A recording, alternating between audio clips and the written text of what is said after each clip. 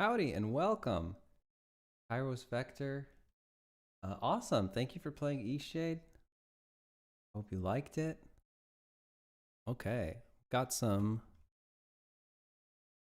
polish items to do as always. Polish, fixing, bug fixing. We'll see what we can get to here. The first thing, regrettably, as far as I'm aware, is not on any of my lists, but has been bugging me forever, is that we've got a character whose skirt clips through the bottom of a cauldron. So I'm just going to put the game in developer start settings, which just means I can start the player anywhere. It won't try to start me at the beginning of the game. And I'll grab my avatar. Ooh, very laggy indeed. Grab my avatar and put them in town, and I just want to make sure I see the bug first. It's always ideal if you can make sure you're seeing it and repro it before you go to fix it. Got developer start settings. I'm gonna jump in here. Kairos asks, is this the upcoming Witch game? It is. This is Songs of Glimmerwick, the Witch Academy RPG where the magic of the world is music. You can check out Steam page if you want. Okay, so here's what I'm talking about. This character, her skirt clips through the cauldron.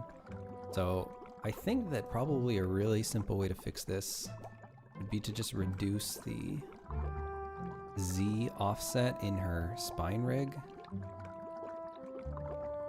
I'm just gonna check if we can get that done and still actually have her stick go into the cauldron. That's the trick. So I'm gonna flip open the advanced here. We've got the Z spacing and I can bring it in and you can see now her skirt is no longer poking through the cauldron. And let's check, is her stick still inside of the cauldron? No, now the stick is just barely clipping the edge there.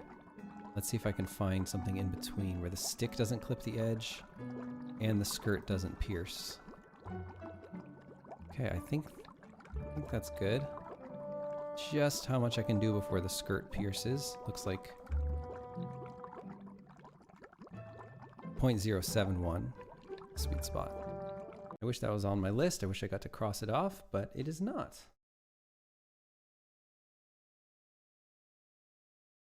It is actually sort of 2D. There's a lot of, most of the assets in the game are 2D illustrations, but then there's a lot of proxified 3D meshes as well. So see like this banner and this lamp post and all of the NPCs and all of the vegetation are all 2D. And actually the buildings are kind of 2D too, because Jacqueline illustrates them in one big sheet. You don't really model all the details here. You can see if I open up one of these buildings, you can see in the texture, it is actually one big illustration. If I could just get this to be a plane. There we go.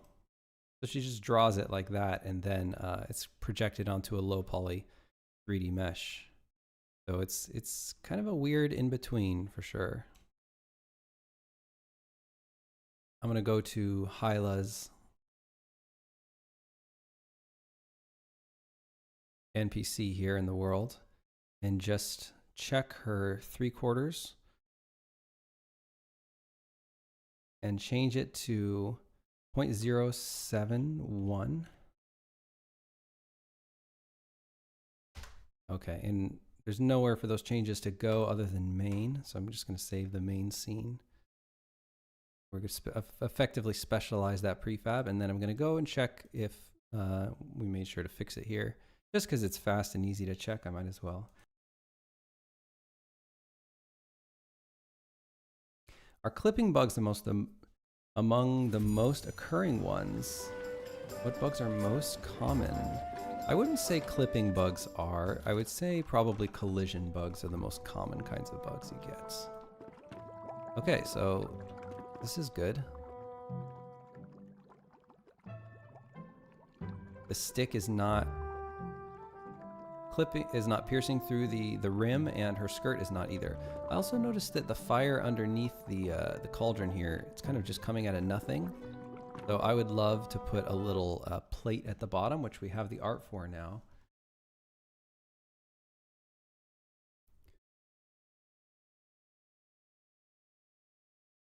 Which, okay, everything seems to be working good. All right, so let's go ahead and go into the Newt's Eye.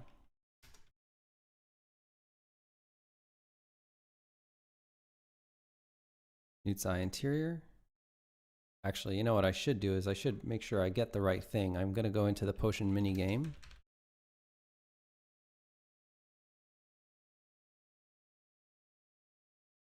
So here's what I want. I want this little grate on the ground. So there's a shadow. That's not what I want. Hot plate. That's not what I want either. Grate. This is what I want. And the grate, if I could bring the shadow along with it, that would be fantastic. I could probably... it's complaining right now. Let me just unpack this prefab just for a moment. Unpack the prefab, and then I'm going to stick the shadow underneath the grate just so I can easily copy it. And then I'll back out of this entire prefab, and I won't even save anything because we don't actually want that prefab unpacked. Let's find our Newt's Eye interior again, open that, and then hopefully I can put this little grate underneath this cauldron. Hopefully it'll look a lot nicer. Carver says, Eastshade was definitely a bit rough with collisions, didn't ruin the game, but you'd often run into invisible walls, pass through land / objects. Yeah, could have possibly been more polished with that, but it's also kind of... I'm struggling with it because because of my own taste, I've just never cared about that stuff as a gamer. So it's hard for me to really put a lot of our production dollars toward it, especially the invisible walls thing. I've just always been like, I know I've talked about this on the stream before, but I always feel like once I understand where the content is for the game and where the developers have sort of walled it off, I'm not really bothered by those walls. There really aren't any invisible walls in Eastshade. There's just maybe like roughly prescribed walls, I guess you could say, like bushes that maybe their collision extends a little bit further than the actual bounds of the bush or something like that. Or maybe just like collisions on roots or something that you have to kind of walk around. But we didn't put any actual invisible walls in Eastshade, which is literally a boundary that you can't pass that has absolutely no prescription whatsoever. Nah, hello and welcome. So do you guys use any AI for code or art? I don't use for art, but a little bit for code. And Foley? Is that what I'm reading? A Foley as in sound? We don't use AI for anything. I have not been able to make AI do even the most basic things as far as code goes, at least what I would consider basic. I feel like AI doesn't really solve, as far as code goes, it doesn't solve any of the hard problems. It just sort of, it can do easy stuff for you, but it does it in such a way to where it will make the hard problems even harder when you get to them, because it doesn't always do the simple stuff in the best way. So given that the simple stuff is not even slightly the bottleneck for development, right? It's just the hard stuff. It's really all that matters. Then we tend to not want to use it on the simple stuff either. So here's the cauldron particles. I'm going to go ahead and paste our grate. And then as far as with the art, I have very, very, very, very strong feelings about about AI, growing stronger every day, especially with regards to art. Very strong feelings indeed. So we should hopefully never ever use AI for art in any capacity. The only thing it's good for, and it is very good for this, is idea springboarding. Sort of like almost like concept art, I guess you could say, but not even concept art. Because when I think of concept art, I think of like the actual solved problems and like really deciding on how and what you're gonna go forward. It's even more loose than that. I guess maybe thumbnails, maybe you would call them, where it literally just spits out ideas. It just scrambles up images that it finds, you know, that you can type in descriptions of, and then it would spit out a lot of different ideas, and then you can use those ideas to either make concepts, or you can use those ideas to sort of as inspiration. And then of course you also go and find actual reference of real photographs of the thing, or you know, other good sources that aren't AI. It would be good for that. I'm skeptical even to use it for that now, just because I have such strong feelings about AI, just about the way it makes me feel knowing that AI went into a project. It makes me feel very hollow, and it makes me feel kind of existential, and I just don't really want people to have those feelings when they consume our art. So it's not something that I've always known was important to me, but AI sort of illustrated it for me.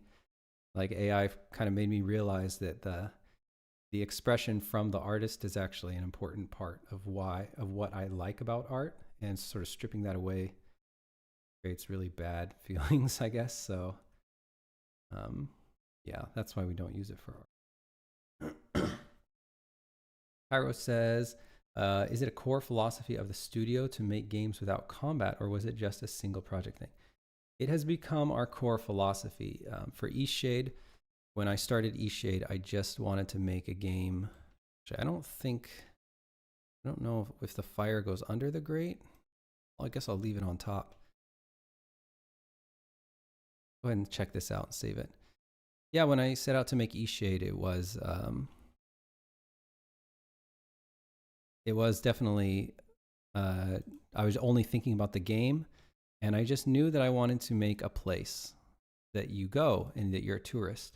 And I didn't like the idea of you having to contrive a reason as to why you have to kill everyone. Mostly everyone you meet, like 98% of the people you meet, you murder them or fight them or defend yourself or whatever you want to call it. But when you make the game loop about that, then you end up having all this other narrative baggage.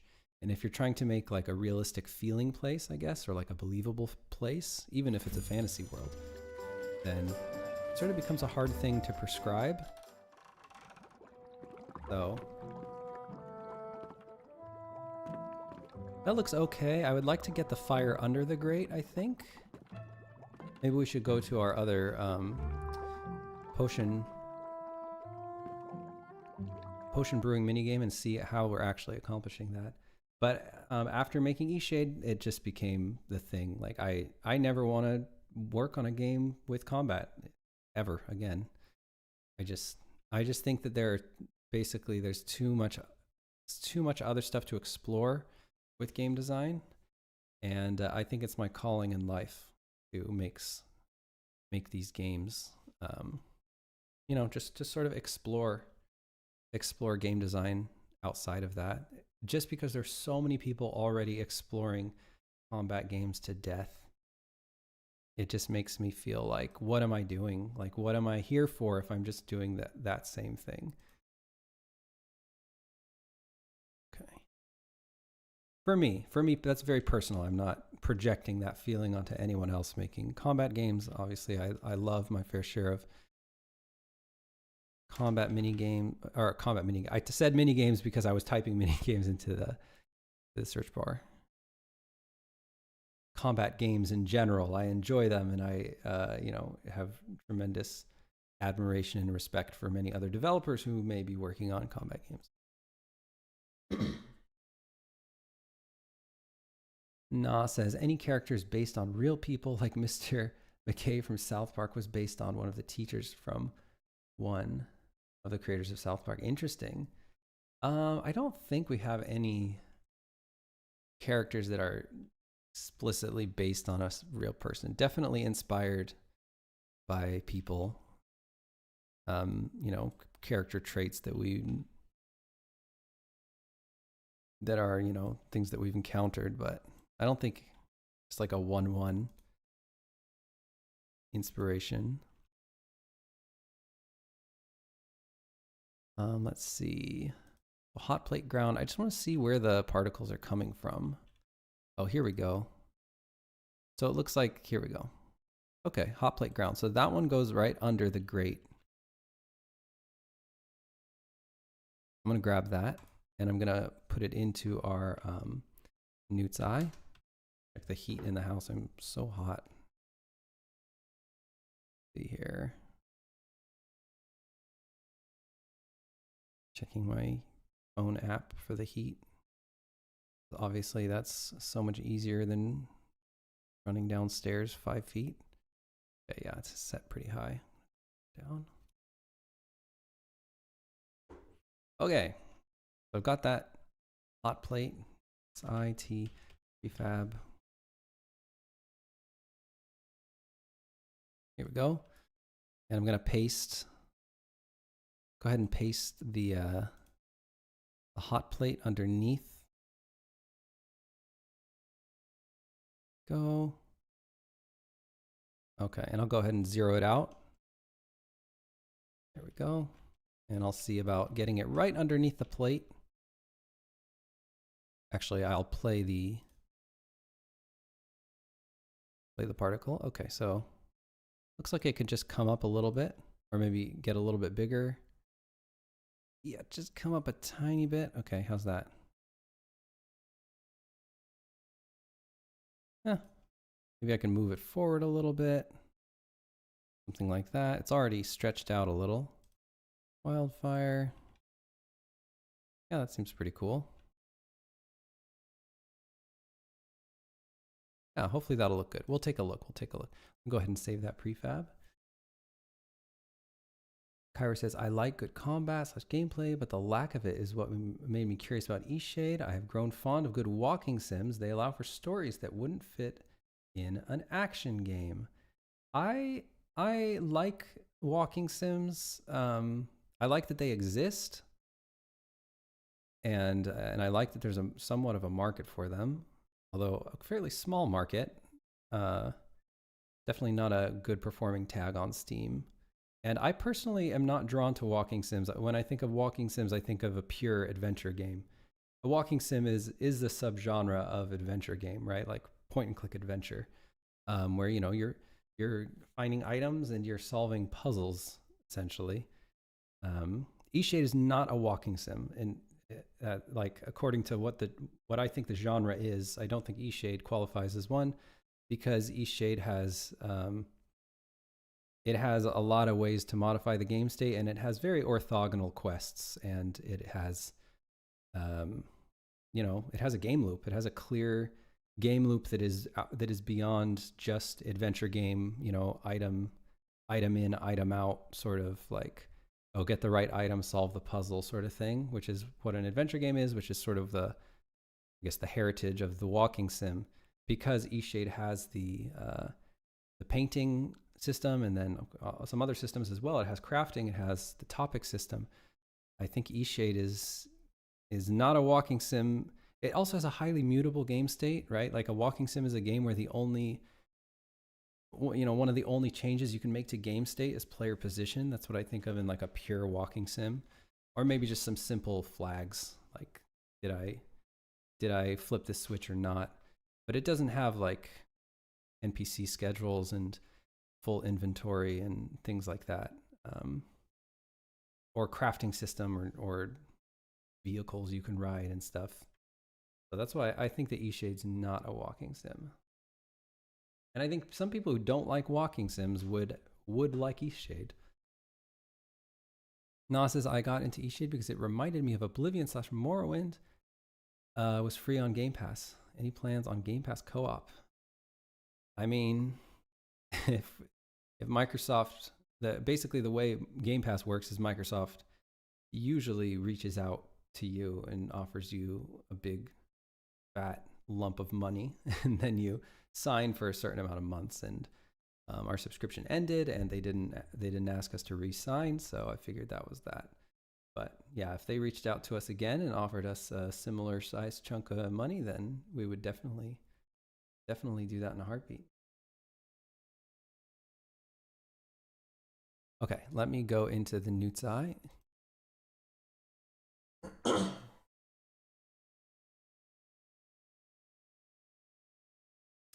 Kaisar Fena, hello and welcome to the stream. Why did you choose this viewing angle for the new game?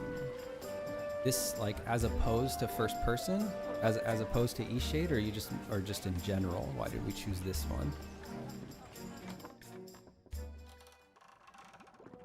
Okay, so here's the new grate. Just making sure it's not kind of clipping through anything. It looks pretty good. Don't think it's clipping through the grate, but I like the way it looks. I like it a lot. It looks a lot better than it did before. I'm really happy with that. Okay, cool. Let me just talk to her, make sure that's working. All right. Yay, that looks great. I'm really happy with that. One Fox Studio asked, did you ever want to give up making eShade? What made you continue? I never wanted to give up. I never even thought about giving up. It didn't even seem like an option.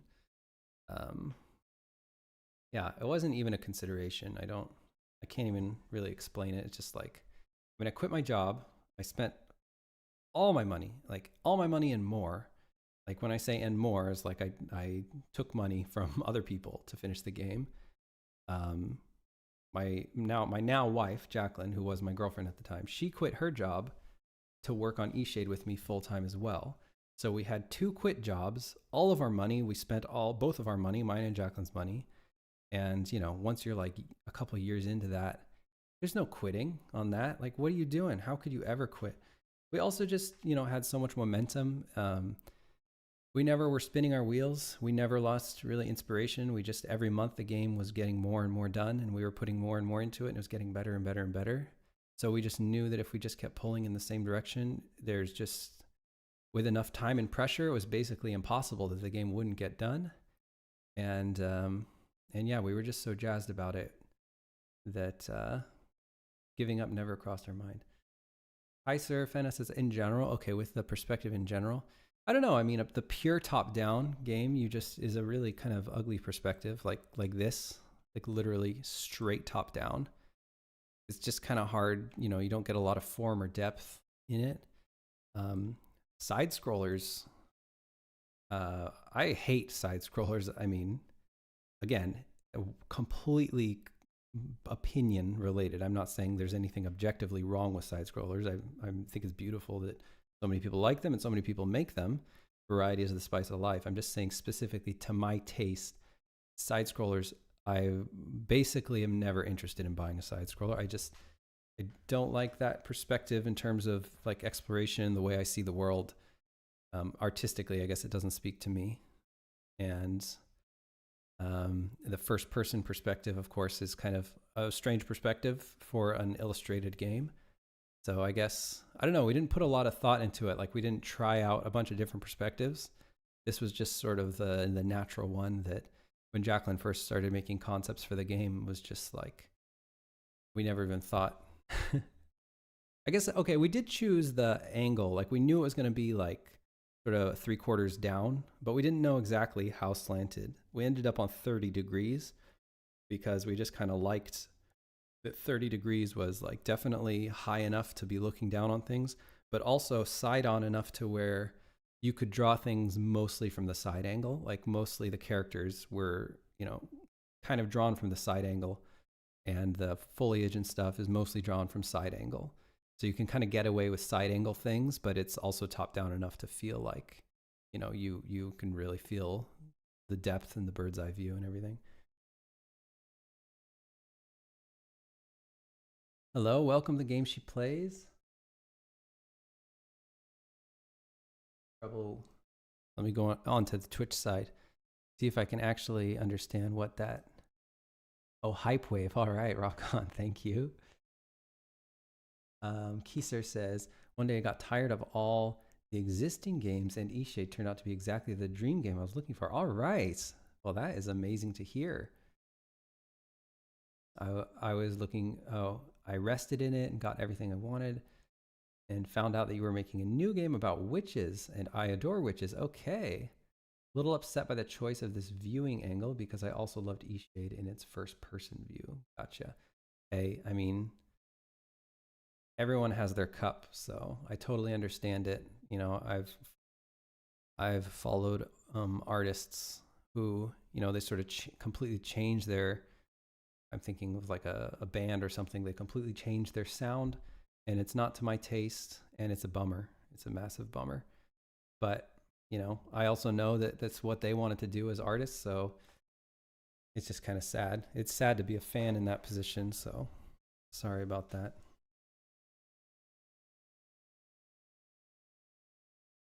One Fox Studio says, I feel the same for my game, but I fear it will fail miserably. But no matter, working on it brings me joy and frustration because it's Unity. Okay, yeah. Often get sidetracked. Keep getting back into it. Well, that's a great place to be. That's good, as long as you're enjoying it. As far as if you're worrying about it failing miserably, if you have a Steam page up, the wish lists are very predictive. You kind of already have your answer. I mean, you kind of know already. I would recommend, I don't know if you've heard of Chris Sikowski, but he sort of does a bunch of marketing, Steam marketing stuff. He's got a page called Benchmarks, and I can link to it. I'll link to it in the chat. Kaiser Fenna, thanks very much for the follow. I really appreciate that. You're just Chris Sikowski Benchmarks.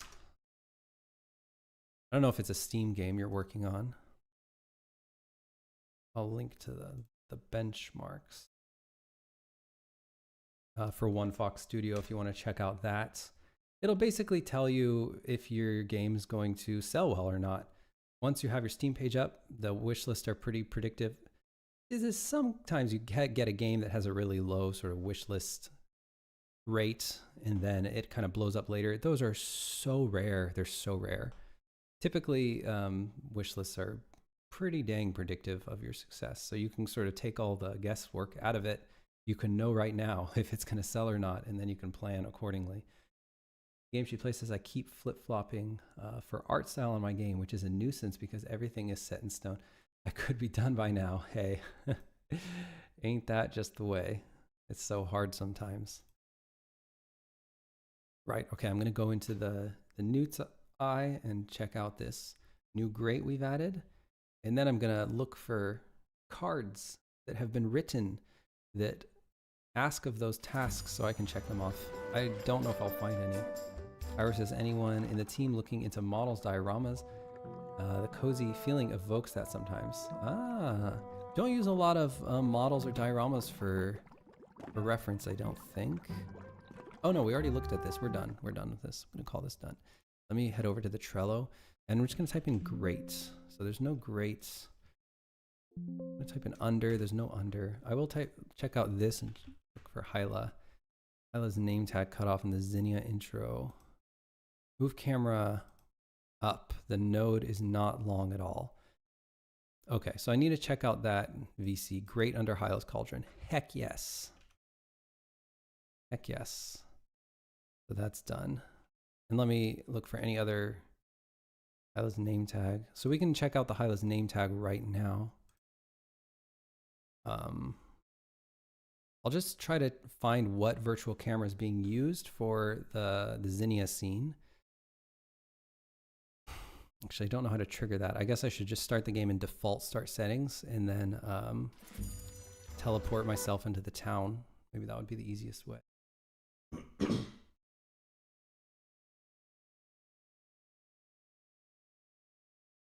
One Fox Studio says, the challenge is having something to show. Oh, gotcha. Not quite there yet. Gotcha, gotcha.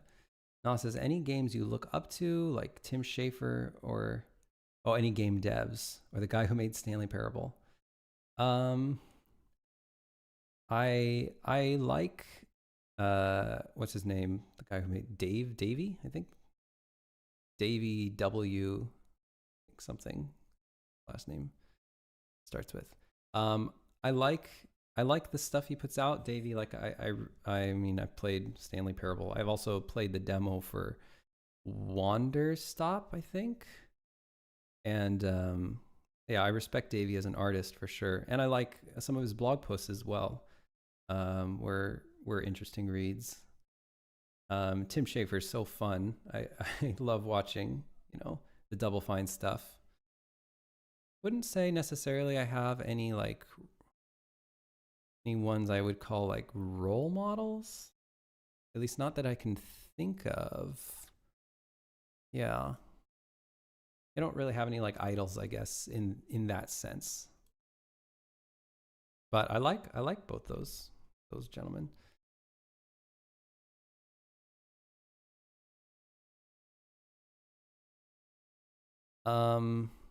So I want to try to get that cutscene. There is a cutscene at the start of the game that has a virtual camera that is aimed too low, and I need to raise it.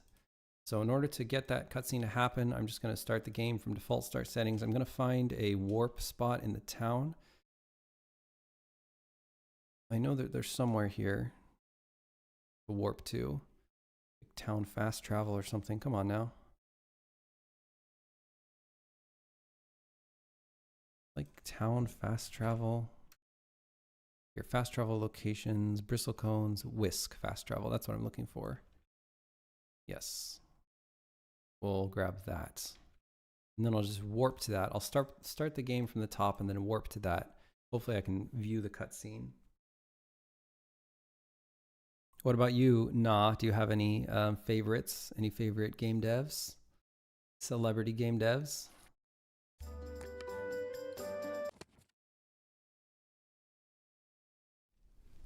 In the beginning, the universe hum.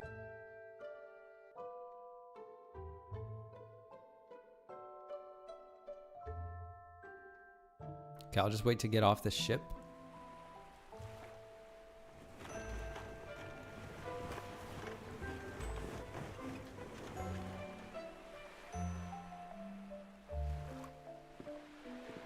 Okay.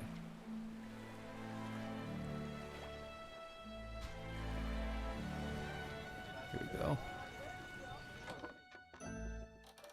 Okay, here's the cutscene. Perfect. So we've got the cutscene is happening right now, and I paused the game, and now I can take a look at the camera. Here we go. So here's the Zinnia. It looks like it is Zinnia's NPC camera, as far as I can tell. So that's why, probably why it's really hard to see Hyla. We need a virtual camera for this cutscene, I would say.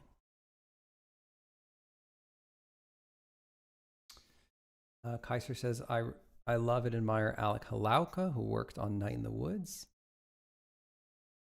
Don't know much about Alec Halauka other than the scandal with was it Zoe Quinn? Can't remember. But I really enjoyed Night in the Woods. Folks, I'm gonna get some water. I will be right back.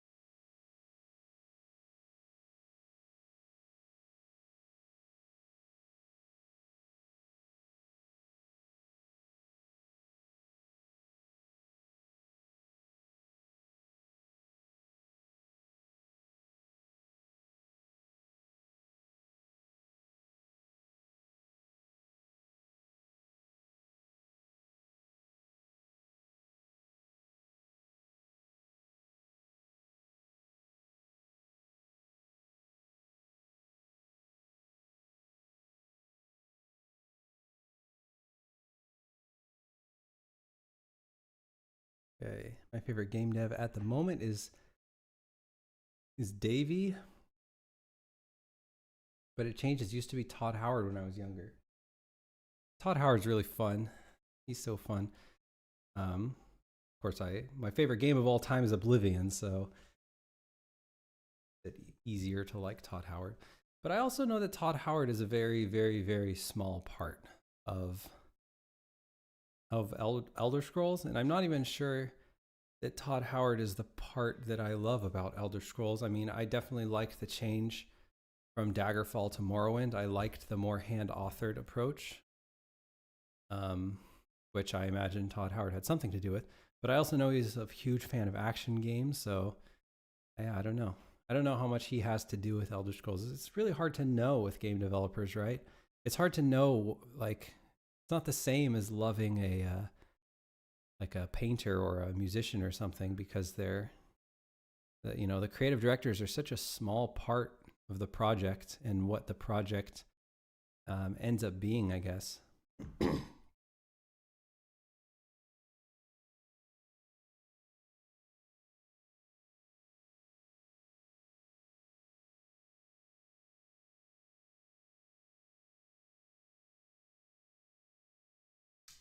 Na says, oh gosh, oh wow.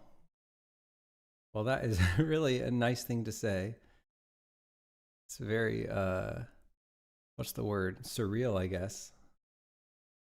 Like I'm just a random dude who Twitch streams to like 20 people sometimes, making really little games. I'm glad you learned a lot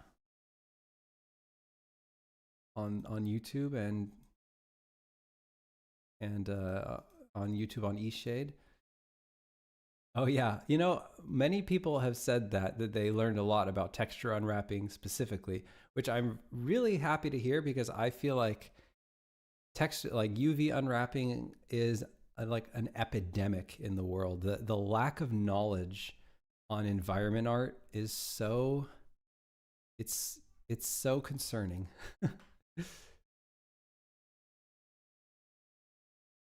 Rohannes, hello.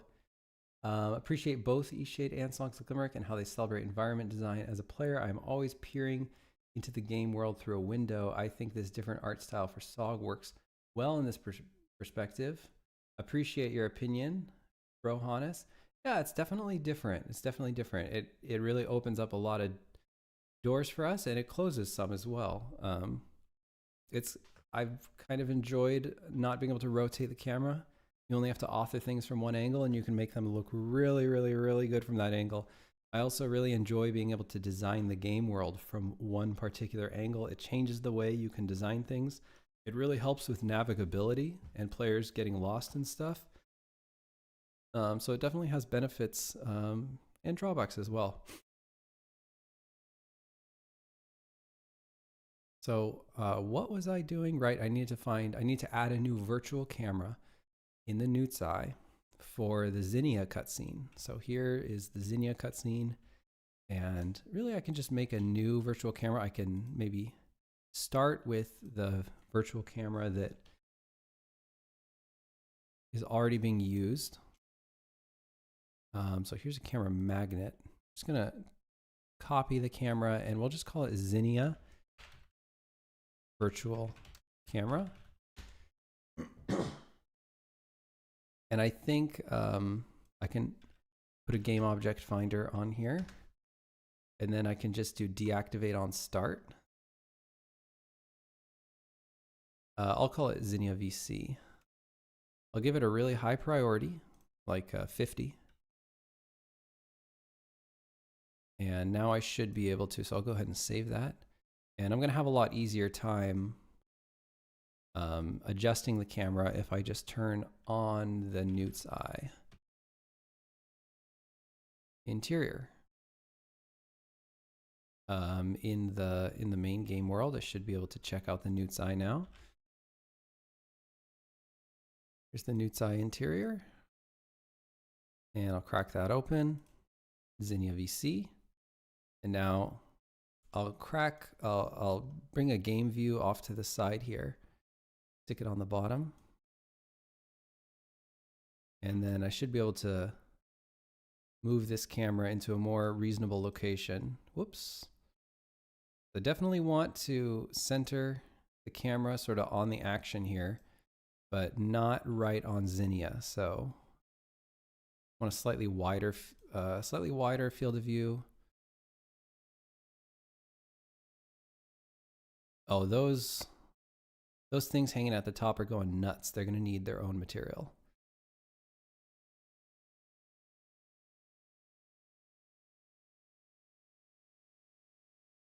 I think that should be enough space.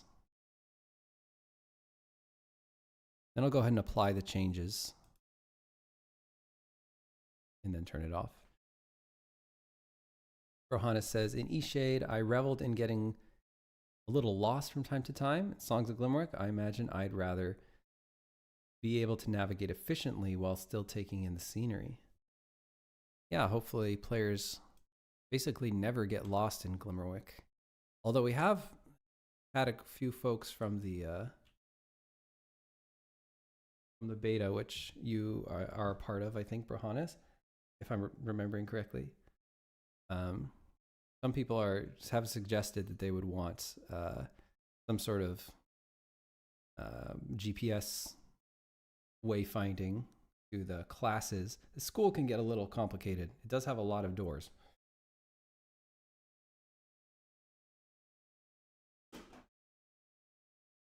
It's also interesting, though, because getting lost is a very, very, very common experience of going to university. So I wonder if getting lost those first few days are actually great. It might actually be exactly what we want. Oh, right. I need to actually activate the camera. Okay, so I'm foolish. I need to go into the conversation with Zinnia and just make sure to set that to active. So I'll go to the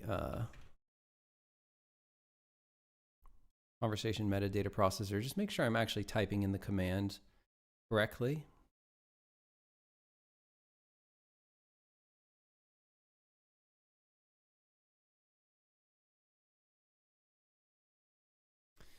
Okay. Game object set active. Here we go. Game object set active. And then it wants the name of the game object, and then it wants the true or false. Something about Zinnia will constrict our search just to conversations. It's not. It might be Zinnia intro, maybe.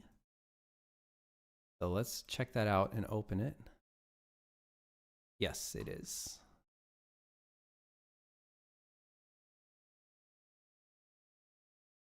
Okay, so I'm just going to set a new function right at the beginning here of the conversation.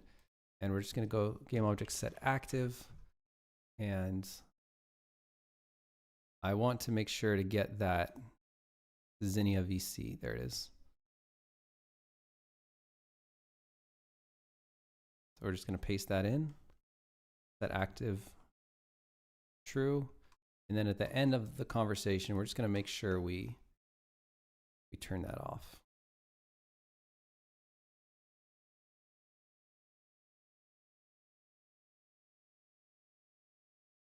Going to paste that entire little line there, and then we'll go false. File, save project. Hey, Valley of the Wind, welcome, welcome. I enjoyed exploring the school as this unknown place. What is your Discord name, Valley of the Wind? Are you Pogo? The reason I'm thinking Pogo is because I know you've been watching the streams for a while.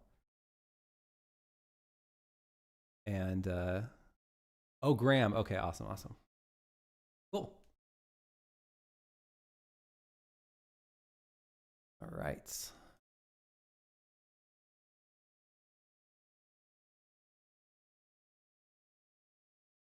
So that should work. Now let's test it again.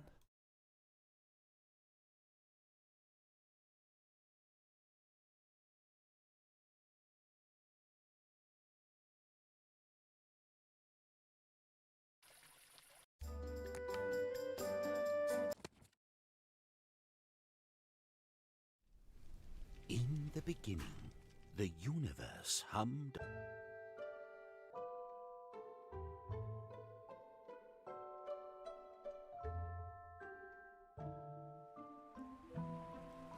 Oh, you know what I should also do is kick a build.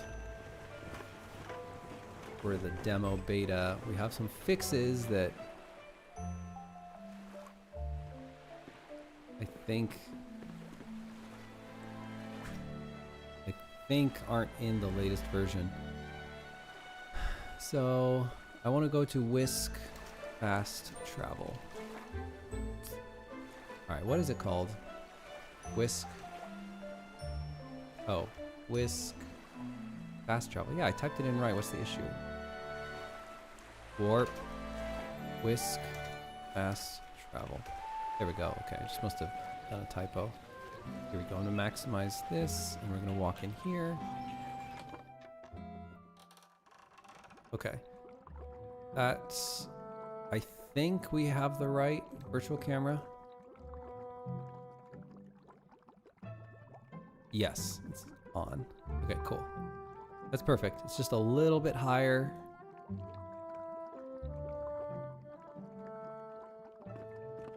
Excellent. That is perfect. It turns off, and then we use Hyla's virtual camera. Sweet. This is all perfect. Okay. So I'm just gonna check this one off as well. And I'll go over into my pending changes, and then we'll do Zinnia, cutscene, virtual camera. What else did we do? Oh yeah. And fixing Hyla cauldron staging. Did that?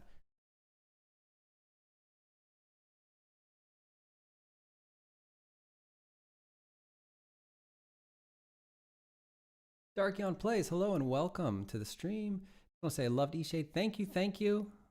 Really appreciate the kind words. Always, never gets old to hear. As someone who loves to paint, it really touched me. And in the end, okay, I'm so glad you liked the ending. The music and voice actors were amazing. Also very, always nice to hear.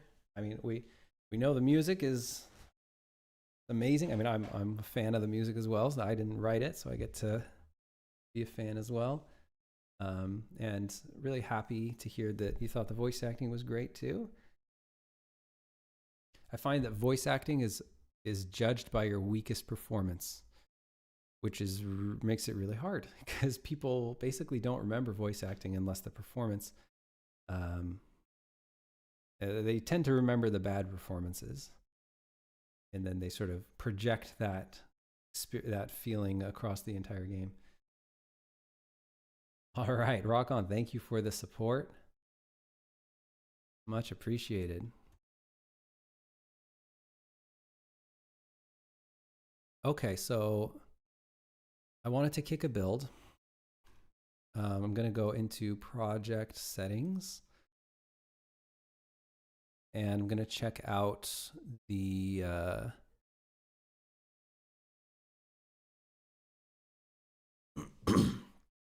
what is it? It is project settings, isn't it? The player, that's what it is, the player. Go ahead and check that out. Whoa, we're on 2.89. Huh. Have I already kicked a build for 2.89? I don't know. Let me check the Steam SDK. Well, at any rate, we're going to be on 2.9, 2.90. I'm curious if we're on 2.89. Got to open the Steam SDK over here on the other side on my other monitor. Gonna run the demo real quick.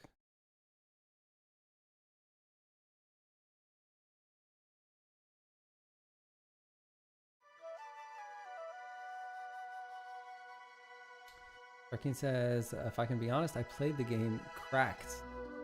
And I loved it so much that I bought it and played it again. Well, thank you for buying the game. Appreciate that. Don't appreciate you cracking it to start with, but if you're very young or you live in a country with a very difficult wage to purchasing power ratio, then I forgive you. But if you're older than 18 and you live in a major Western country, I do not forgive you. But you're somewhat forgiven because you ended up buying the game. Okay.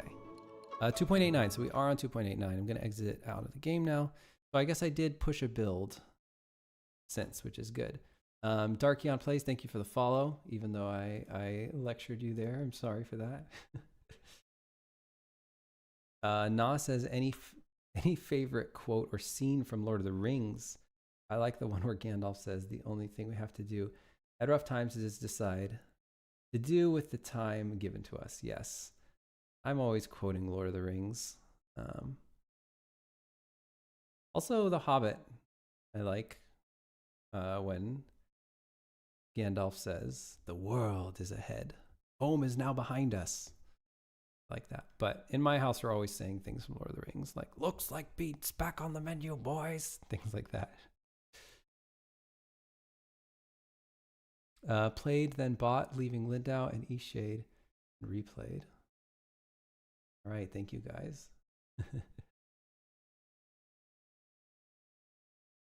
Yeah, I wonder how many people start with the pirated version.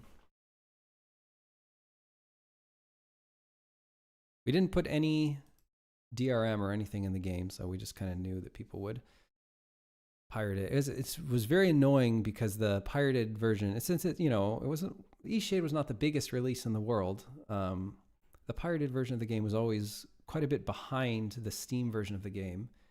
I didn't put any checks or anything in the bug reporter. I didn't make anybody sign into anything. You could just report a bug and it just sends it anonymously to actually the Trello server and creates a little card that I could see. So I would get all kinds of bug reports, and it pissed me off so bad that 80% of my bug reports were from pirates, and they would be reporting things that I've already fixed. And I was like, God, you're stealing my game from me and you're not giving me any money, but now you're shitting on my ability to fix bugs because you're reporting bugs that the version on Steam is already fixed. And now I don't know, are they regression bugs? Did I not fix them? I can't tell. And yes, I had the version in there so I could filter by version a little bit, but it was still annoying because I just had such a crazy deluge of pirates reporting things. And it was just really annoying. So now, actually, for Songs of Glimmerwick, we're not going to have the auto bug reporter. We're actually going to make people email us the bugs. I'm hoping that will clean up our noise ratio a little bit on the bugs. We just got too many reports on Eastshade from people that would just type in stupid things just complaints or something that weren't actually bugs, just polluting our bug reports. Darkian says, but if you think about it, think of it as a compliment at least, but I understand those bugs must be annoying. If you crack something and complain, it's stupid. Well, there's that too. But just in general, people reporting a bug that I've already fixed, but they don't have the updated version of the game. They're playing a really old version of the game because they cracked it and they don't have, they don't have Steam auto updating their build. Kind of annoying. I don't know how it's a compliment though. People just want free games, right? I guess in the sense that they wanted to play the game enough to go crack it, but I don't feel flattered. There's also that opinion. Some people feel like if the game is really good, they go and buy it. But of course, if everyone did that, we would kill the game industry. There would be, not every game can be super good. I guess it depends on what your standards are. Some people are only if it's the best game ever will I buy it. Every other game, if it's an 8 out of 10 game, I won't buy it. And it's okay, well then the games industry is going to be dead.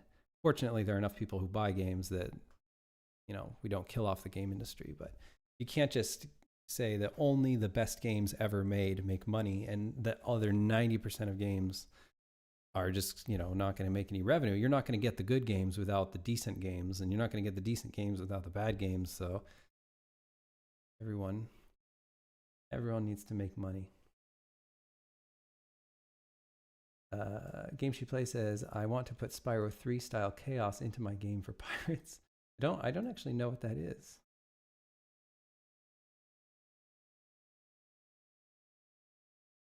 Okay. So I wanted to kick a new build. I'm gonna set the game up to default start settings.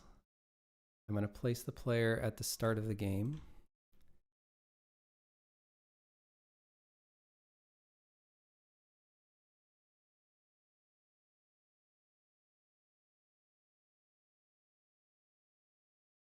And I'm going to, I think I'm ready. Let me go demo settings. Yeah, we're doing the demo version. I guess I will run the build. Yeah, I think we should be good. I'm trying to think of any other things I wanted to fix real quick. I think we should be good. Oh no, I'm not going to use this. Use the build demo. I should make sure to do a check-in. I just need to check out the main for demo scene. And we'll do development, build options, and hook up the demo settings. And then I'm just going to run the build. It's going to take a second here. So I'm going to be chilling for a moment.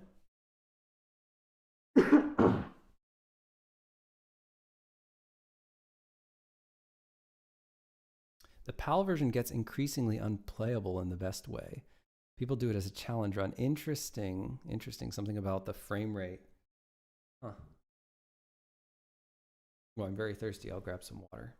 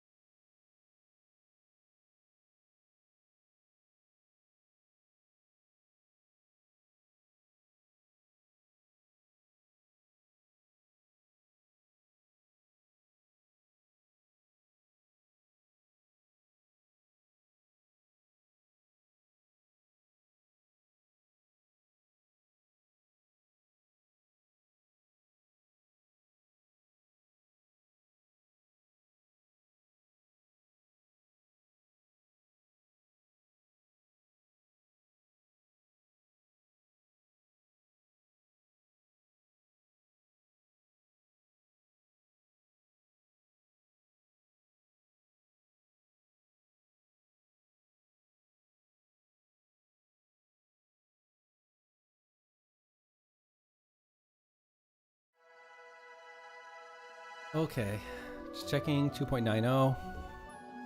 Exit out of that. Okay, we're good. I should be able to upload that soon. Oh, and my baby's calling my name. I need to go visit him for a second.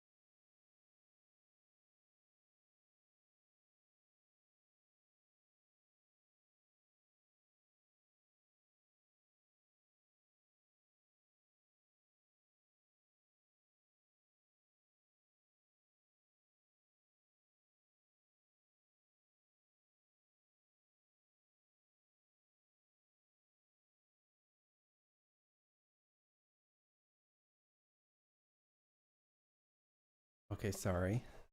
Let me catch up here.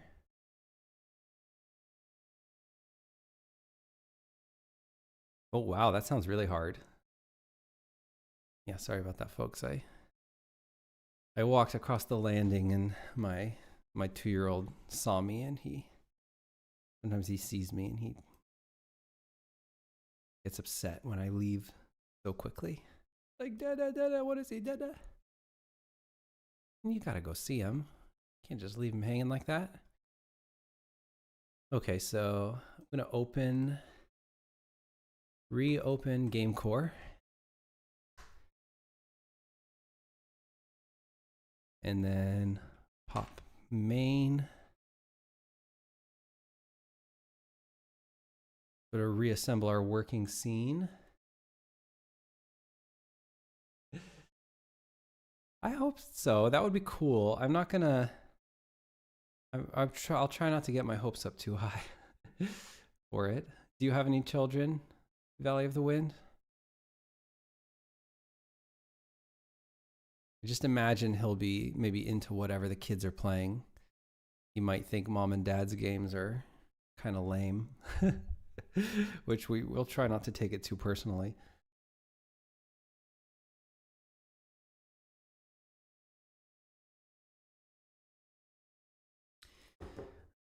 Conclusions on development after seeing how Hogwarts Legacy performed. Well, I think Hogwarts Legacy is a very, very different game. I mean, for one, it's more of a traditional RPG, you know, where you kill stuff. So there's that. Obviously, the production budget, this production is on a completely different scale.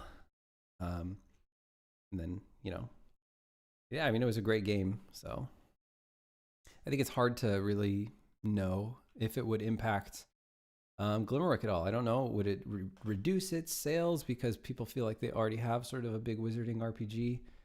Or are they kind of different audiences? Or did it expand people's hunger for sort of Witch Academy games? I don't know. It's really impossible to know, but certainly doesn't seem like the market is like oversaturated or anything. Still like witchy sort of games coming out, and they tend to do very well. So my friends are having kids at the moment. Gotcha. So you're at that age where all the friends start having children.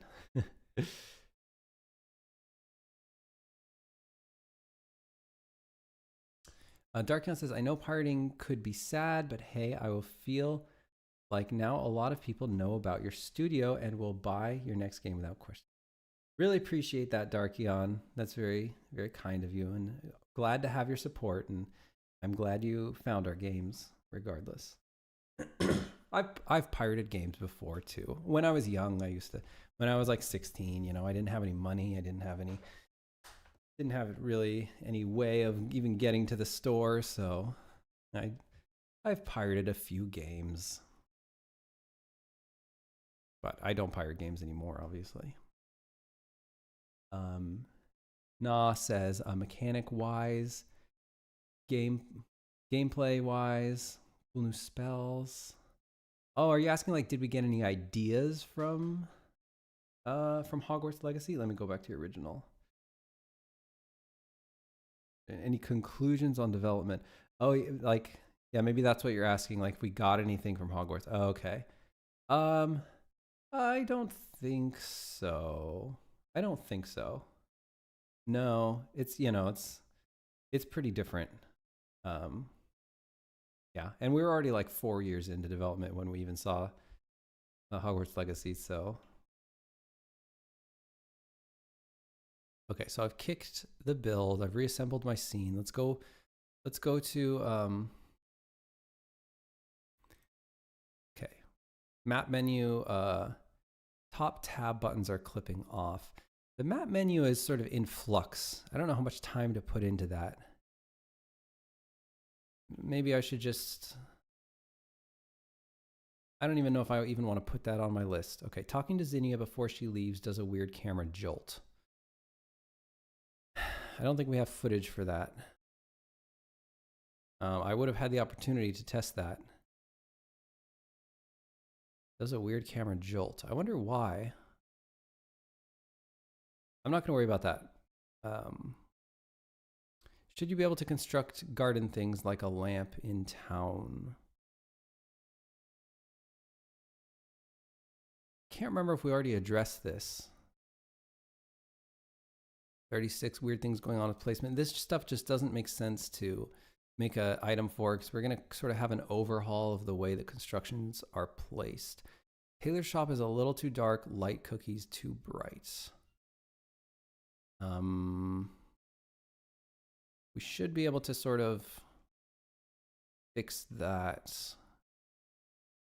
Tailor shop is a little too dark, light cookies a little too bright. So let me go to the tailor shop. Or it's going to be the swish and stitch. Actually, I should put the game in developer start settings and then walk into the tailor shop and take a look at it real quick.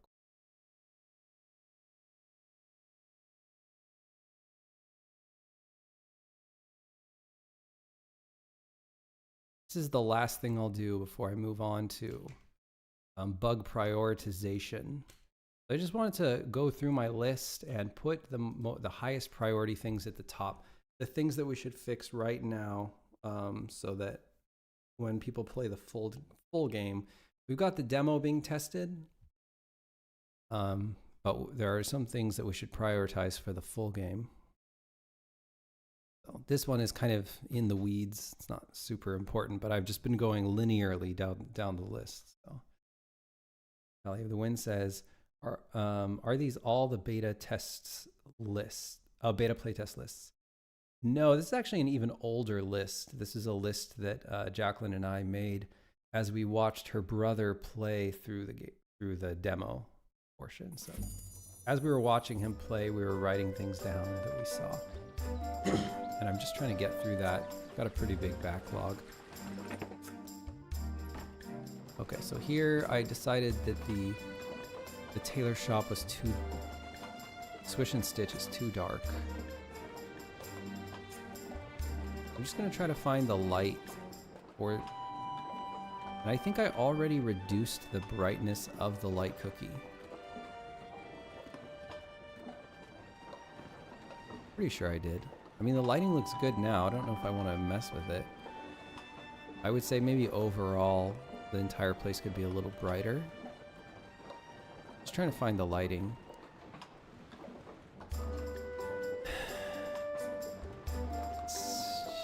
Reset. Maybe it's in here. Here, point light. Is this it?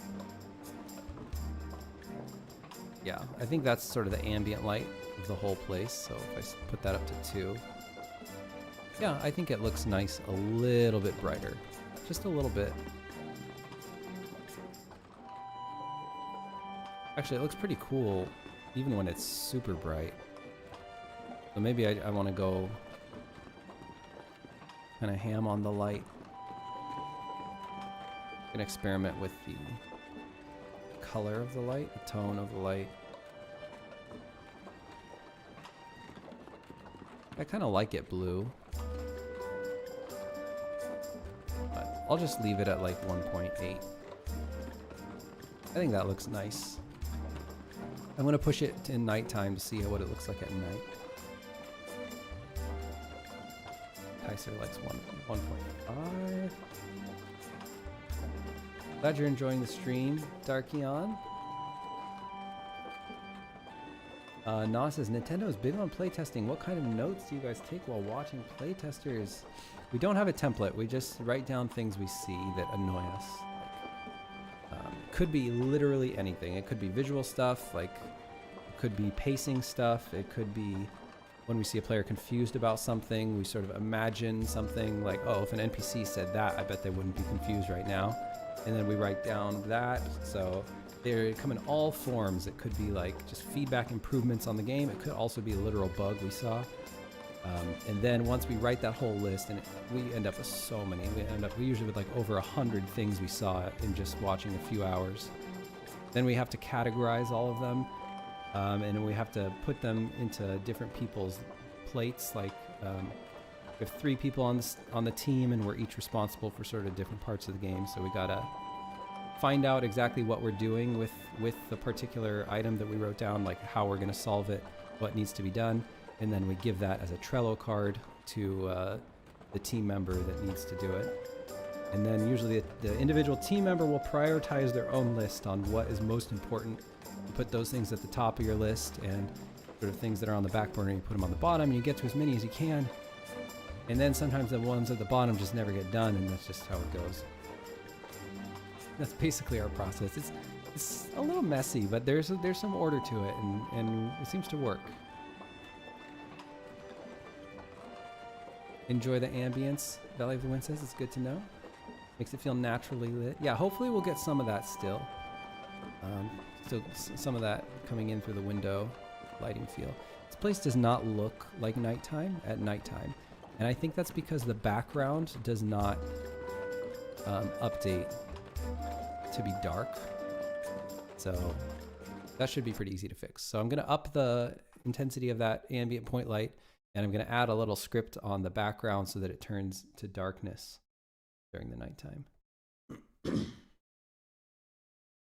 Archeon says, is there anything that you regret not doing an E-Shade game that you wanted to? I have a couple regrets, yeah. I regret not doing remappable input. I think that would have sort of reduced an entire brand of criticism on the game. And just weird little things, like really weird little things that I think could have been better. I guess maybe, I don't know.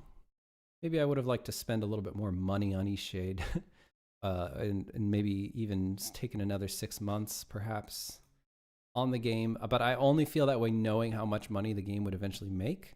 I did not know that at the time that we were working on it. So it's kind of, you know, hindsight is 20/20. It's hard to really make judgments on that. We also didn't have any more money. But what, you know, knowing how much it would have made, there are probably things we could have done that would have made the game better. That might have resulted in sort of reducing the friction and it making a bit more money. I also think we could have marketed the game, the messaging could have been better. I think that we really should have pushed more the verbs of the game. We should have been a little bit more fearless in the way that we showed the game. Like, I think we were too scared. We thought that the game looked boring. We thought we had to make these really pretty, like really show off what was pretty about the game in the marketing messaging. Whereas I think that the prettiness stands on its own. You don't have to like, I don't think we really needed to focus on that. I think people just see that right away regardless. I think if we focused more on the verbs, all the stuff you could do in the game, the fact that you could drive, you know, you could kayak, that you could, you know, drive a boat around, that you could ride a bike. Like, why? That should have been way higher up in the things that we showed of the game. We should have really showed the questing, really hammer home that it's more like an RPG than it is like an adventure game. Then I think it would have sold more copies. Basically distance ourselves from the walking sim in our marketing messaging as much as possible would have helped us. Kaiser says, is there already localization in other languages? No, that comes really late in the production. Because once you localize, it locks in the script. You can't change any words in the game once you localize. I mean, you can, but it's really tedious. It's a nightmare. You gotta, you know, figure out exactly which strings you change, and you have to send those back to localization to update. So those come at the very end. But we do plan on localizing to at least 5 different languages, I would say. We can manage it. All the back end for the localization is already in place. We just don't have the actual translations yet. So I'm going to open up the Swish and Stitch. Swish and Stitch. Interior. Open that.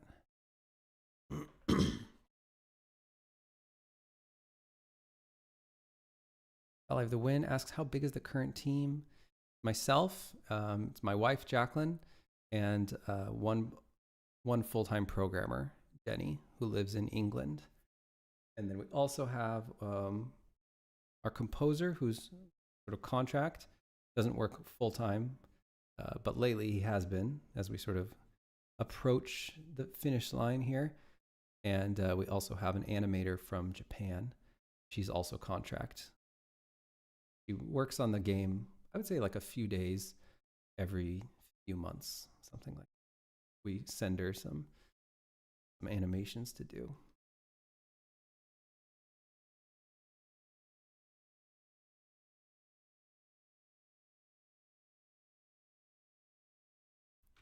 Okay.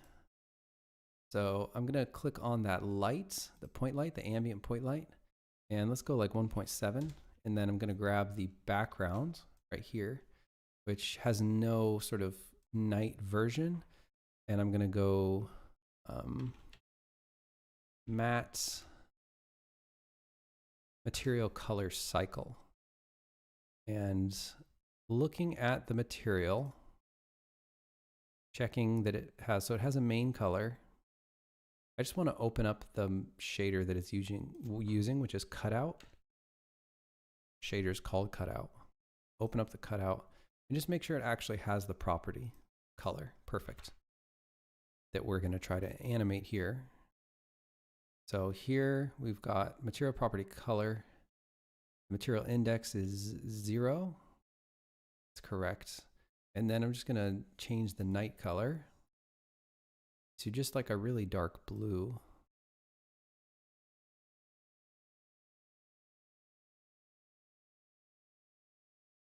And hopefully that will make it look more like nighttime. Check out and save that. And I'll just go ahead and walk back into the switch and stitch and push it into nighttime to make sure that it actually looks like nighttime. Na says, did the small inhabitants that lived underground in Eastshade explored the outer world more and got along with the outside people in the end? That is also my favorite quest in the game. I don't know. I guess I'll leave that up to the player. What they think happened after that.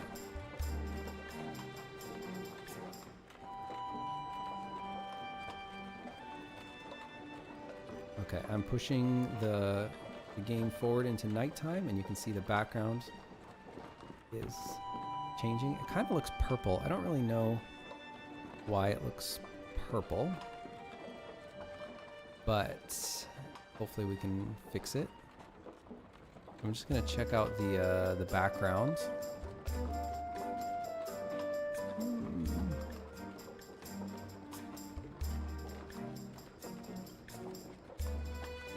Let's see. I'll actually mute the game. Beautiful as the music is.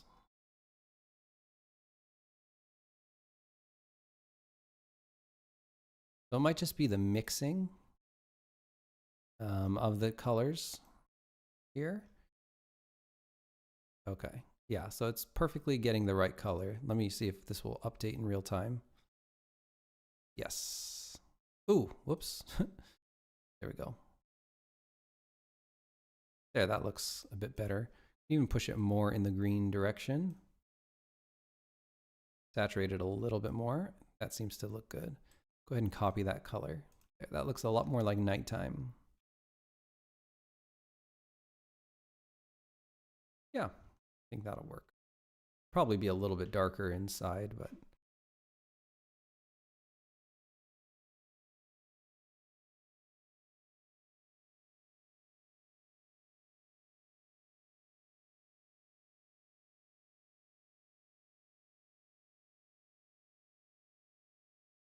okay.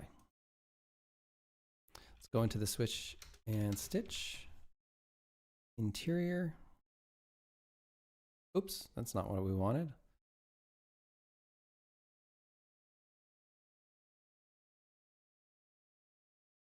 Okay, there we go. That should be a more suitable color, and I'll give that a save. And then let me check out the list here. Okay, so we've got skip the camera jolts,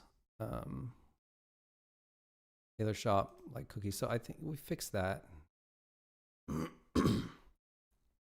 Light cookies are too powerful. I don't think we actually clamped the max brightness here, but it doesn't seem to be an issue anymore. Struggle to talk to Aya when standing next to her. I wonder what that's about. Okay. Well, anyway, let me look if there's anything about light cookies. Light cookie on background, Great Hall. What about anything about the swish and stitch? Anything about the tailor shop? Nope, nothing. Okay. Cool. So now I should just prioritize a few bugs. I think would probably be a good idea. Darkin says, what has been the most difficult part about making this new game? Oh, the most difficult part.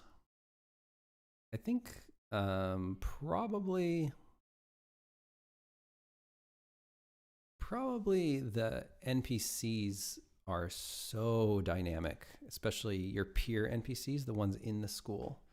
They just get up to so much stuff. Like they can go to class, they go to the events, the festivals. Each of them has quests, and each of them are involved in other people's quests.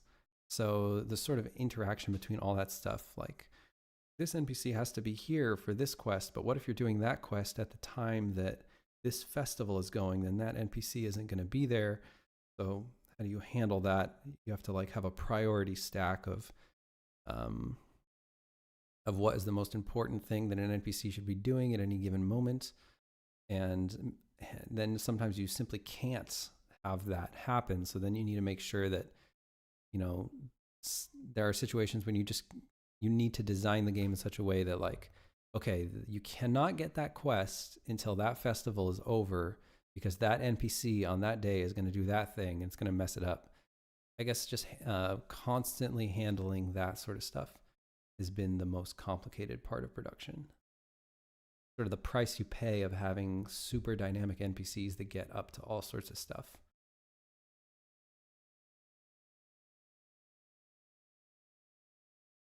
Woozy Face, hello and welcome. Development is going fantastic. Thanks for asking. Well, it's not your first game release, but is it going smooth? Well, I would say, I mean, we've been working on the game for 6 years, so some would say that that is too long to be going smooth.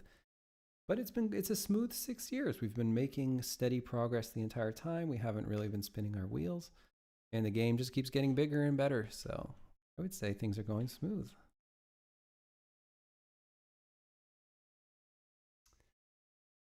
Na says, I think they explored more and more each day. One day they met the ranger who gave the fox mission, and they had a long conversation about rules on how to be peaceful neighbors.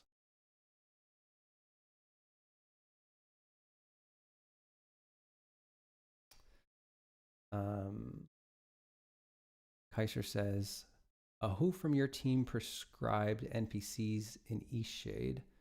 They turned out to be very realistic and diverse. Prescribed NPCs, do you mean wrote the conversations?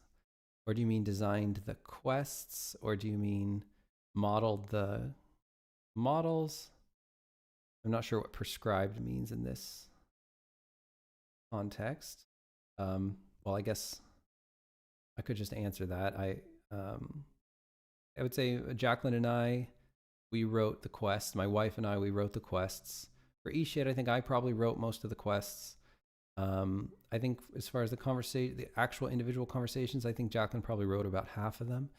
And in terms of the models, we had a character model who made, I would say about 70-80% of the models for the NPCs. And I usually like concepted the model in that I sort of sent pictures of how I wanted the NPC to look.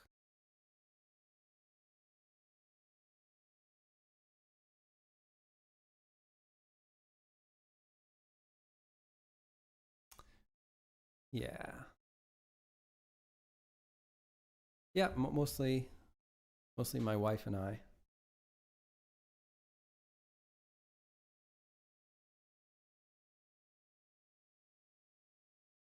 All right, so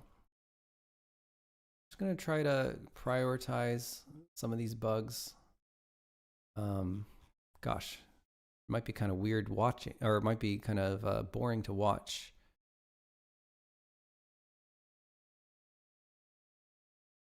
Oh, there are so many. Yeah, this is probably going to be too boring to watch. I should probably not do this on stream, I'm thinking.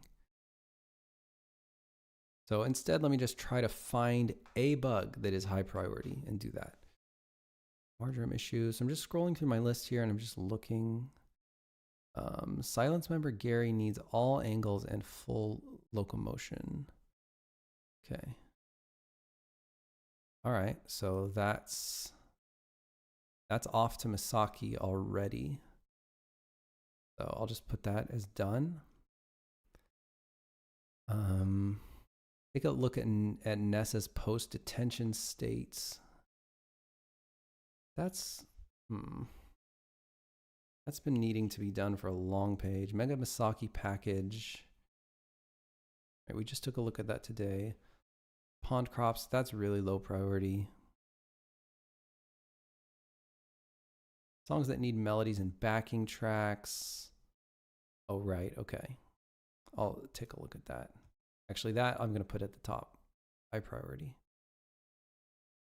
Got to send Phoenix that stuff. Phoenix is our composer. Let's see.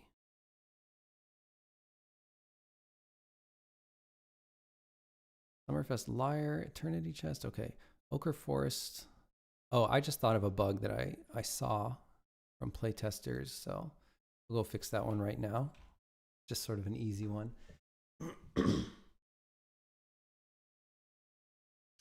Heister says, I like that a lot of NPCs are rude.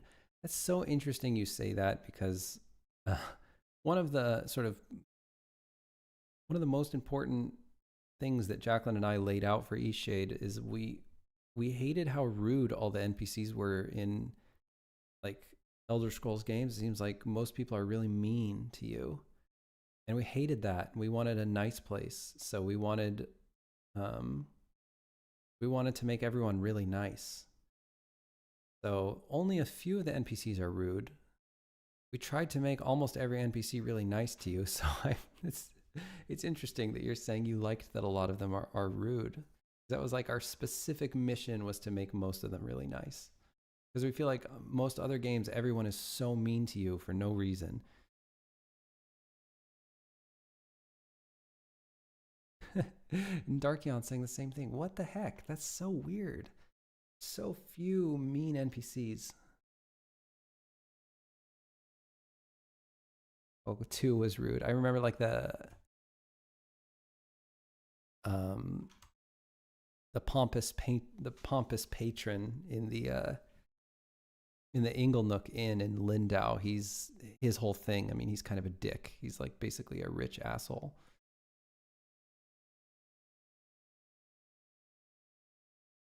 But for the most part, they're pretty nice. There's a lamppost here that should not be packable. That should be pretty easy to fix. Let me go ahead and open this prefab. This should be a plain replacement. There we go. Check out that prefab and save it. Garden lantern. And then we just want to make sure, oh, there's another plane in here. Here, let's grab this plane. Let's go plane replacement.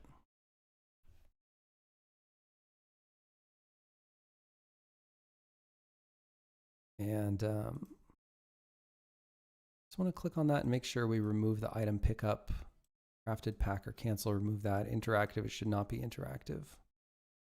And other than that, I think we're fine. Go ahead and save exterior world.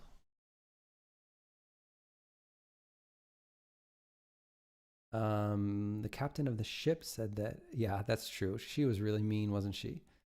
So there's a mean character, yeah. So we've got a couple meanie heads in Lindau.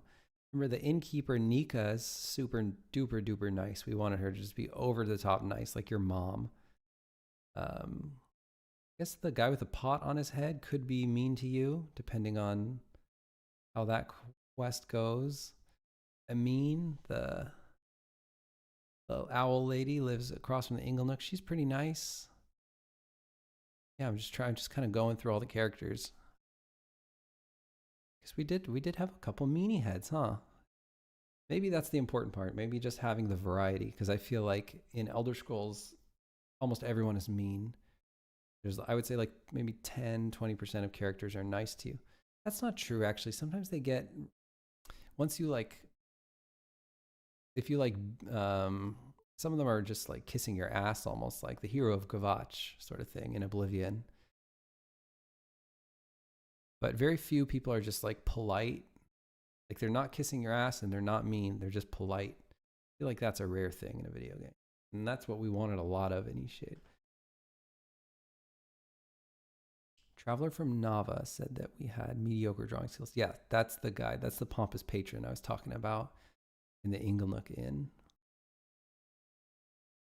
And the father from Lindau hit us. I was in shock. Yes, he hits you only if you pick certain dialogue choices, though. I mean, he can be nice. It's not fair that I can't hit him back. He knocked you out, Kaiser. He knocked you out. There's nothing you could do. He sucker punched you. You had no chance. That's life, man. Darkian says it was the switch up that was interesting. Not them being mean per se. Oh, man.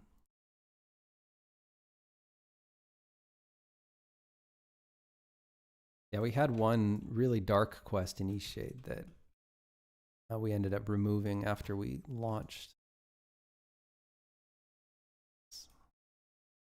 I wasn't really thinking about Eastshade ended up being sort of a game that, you know, people were calling it therapeutic and stuff. But I wasn't really thinking about that when we made it.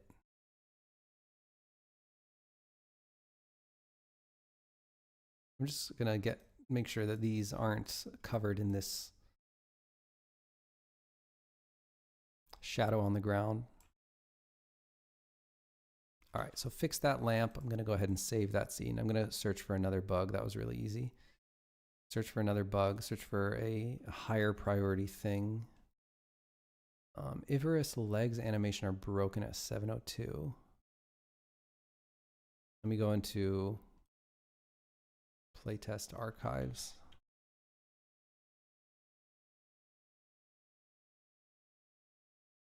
Got a video of the playtest. 702, Ivorous' legs are broken. 728, so it looks like it's probably going to be this video.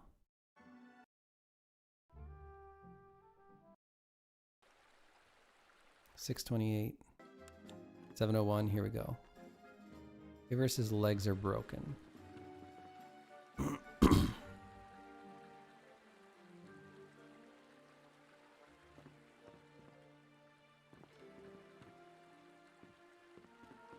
Go 10 seconds in the future, here we go.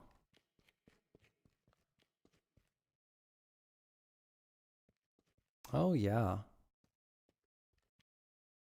Okay. This is a spine bug that I don't know how to fix. Yeah.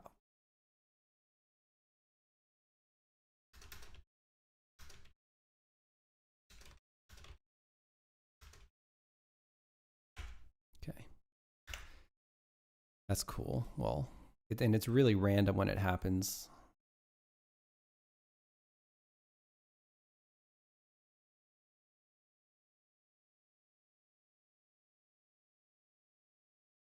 So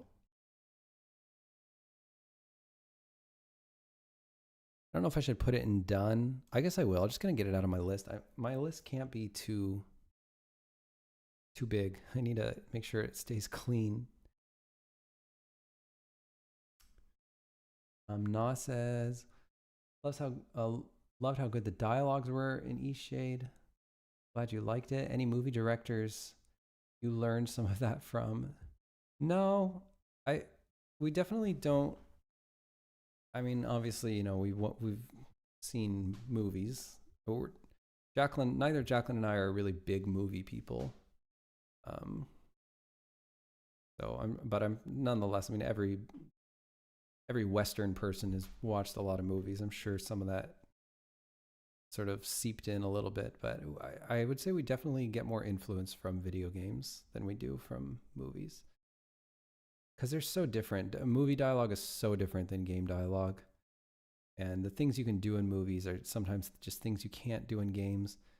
So we definitely like to find and remember the good parts in games and sort of unpack what worked about it and then try to use those tricks in our games. Kaiser said, interestingly, I accidentally found out that you can teleport to Eastshade only in the third playthrough. That you can teleport to Eastshade. Oh, that you can like fast travel in general? That would be nuts. Valley of the Wind said, I felt influences aesthetically like Wind of the Willows. What is Wind of the Willows? Let me look.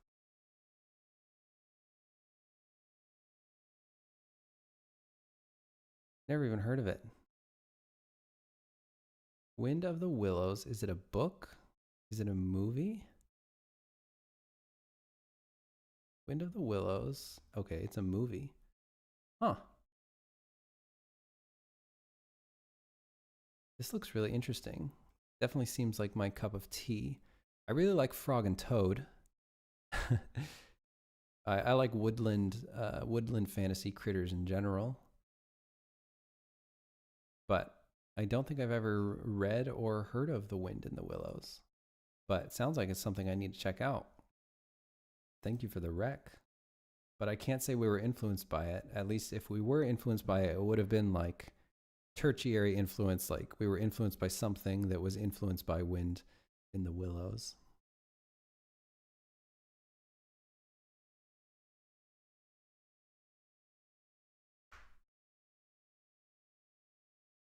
Gothic 1 and 2 had great dialogues. Made in Germany. Yeah, I never really got into the Gothic series.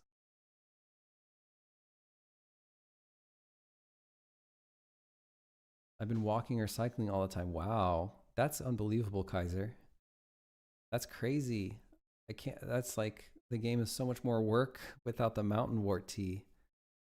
Wow. Children's novel adapted many times to different media. I'm definitely going to check it out.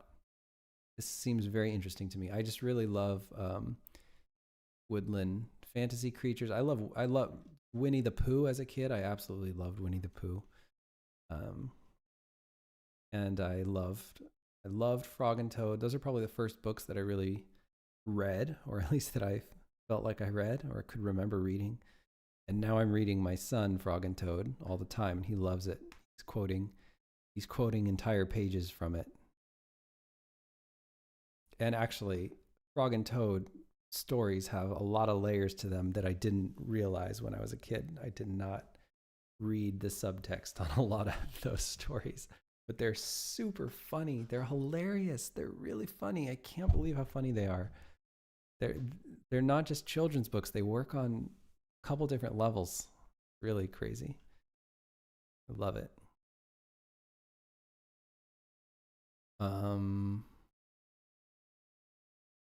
Right. So, okay. Ochre Forest class should be moved in summer. I wonder if we can maybe give that one to Jenny. Forest class should be moved in summer. I think we should be able to do that. Could probably just copy the entire Ochre Forest class, make them have new dialogues. Let's do that. Let's do that real quick. Let's go check out the Ochre Forest class. You got to do something. Sometimes you just got to dig in, because you could spend all day trying to figure out what the most important thing to do is.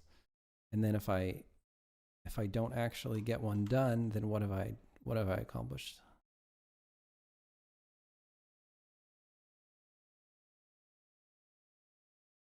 So we just want to move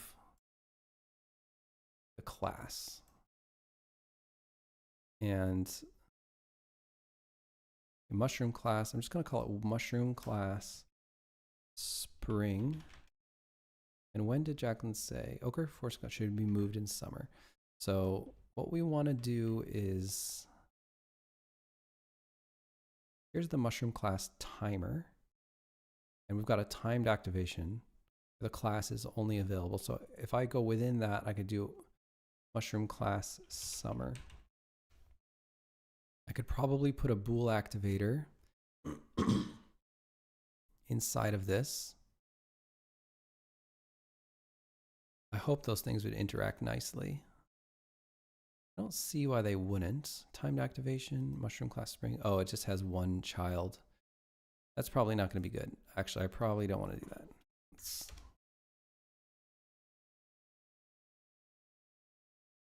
Let's delete that. Let's go mushroom class timer. I'll go like mushroom class spring on the top of this. And then I can duplicate the entire thing. I wish that things that duplicated did not go all the way to the bottom. Drives me bananas. Okay, but I can move it now. Find the one I just duplicated from. I want to keep them all together.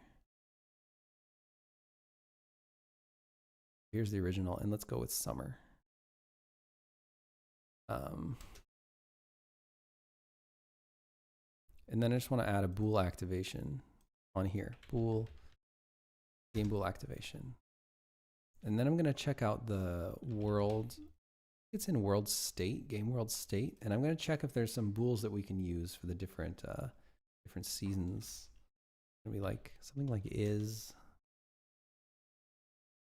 Like, it's definitely going to be pulling the season.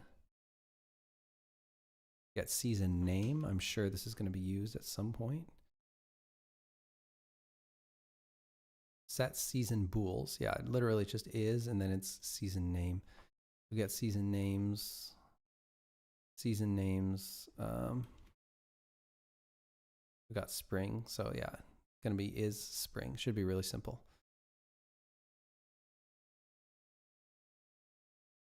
So this is mushroom class.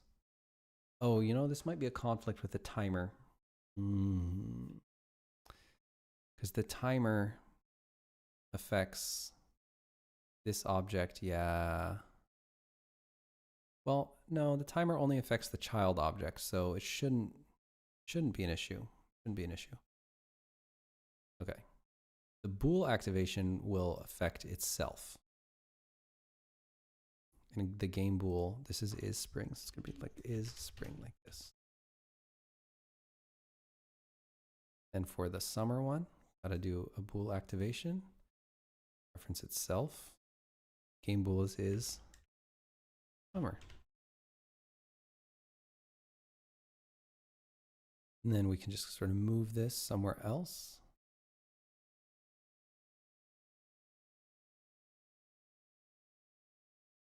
I don't really know where else we'd want it to be. Maybe over here. But is this really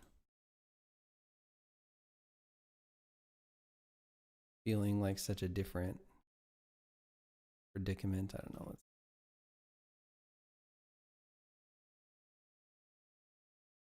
doesn't really seem that different.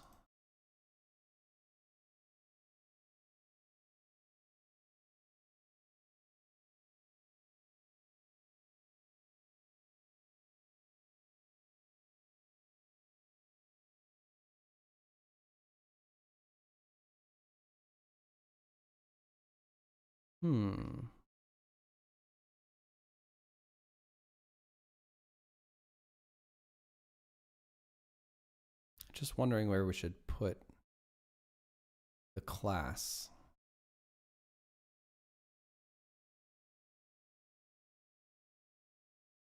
We probably don't want the same scene unfolding. Oh, but we kind of have to. Kind of have to have the same scene unfolding because it's quest related.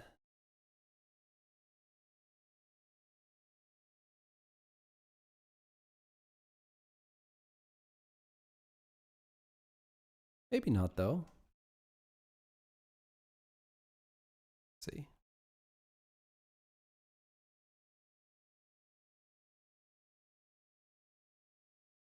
Fairy Child Zero. Let's check out what's in this conversation. Let's check it out and open it.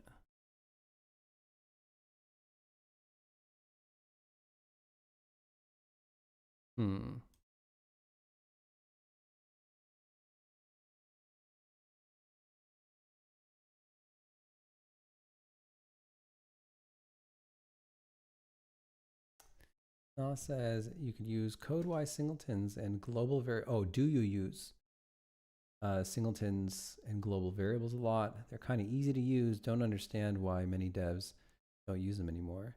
No, I think a lot of people still use them. I think it's really it's kind of the common design pattern, I think, for most Unity games anyway. You have like a game manager class and it has an instance references itself in a static instance, and then you could reference that anywhere. Yeah, we use that for sure. It's very simple. Most people understand it, and you know what's going on. I don't know. I don't know why people don't. Why it's kind of some people maybe are overthinking it. They think of it's like a dirty word, and they want to make it more complicated. I don't know. It works fine for us. Not a problem. I mean, where it makes sense, we use it. A lot of our UIs, a lot of our stuff regarding the player, since we don't have a multiplayer game, it's not a problem. But we definitely have a lot of singletons.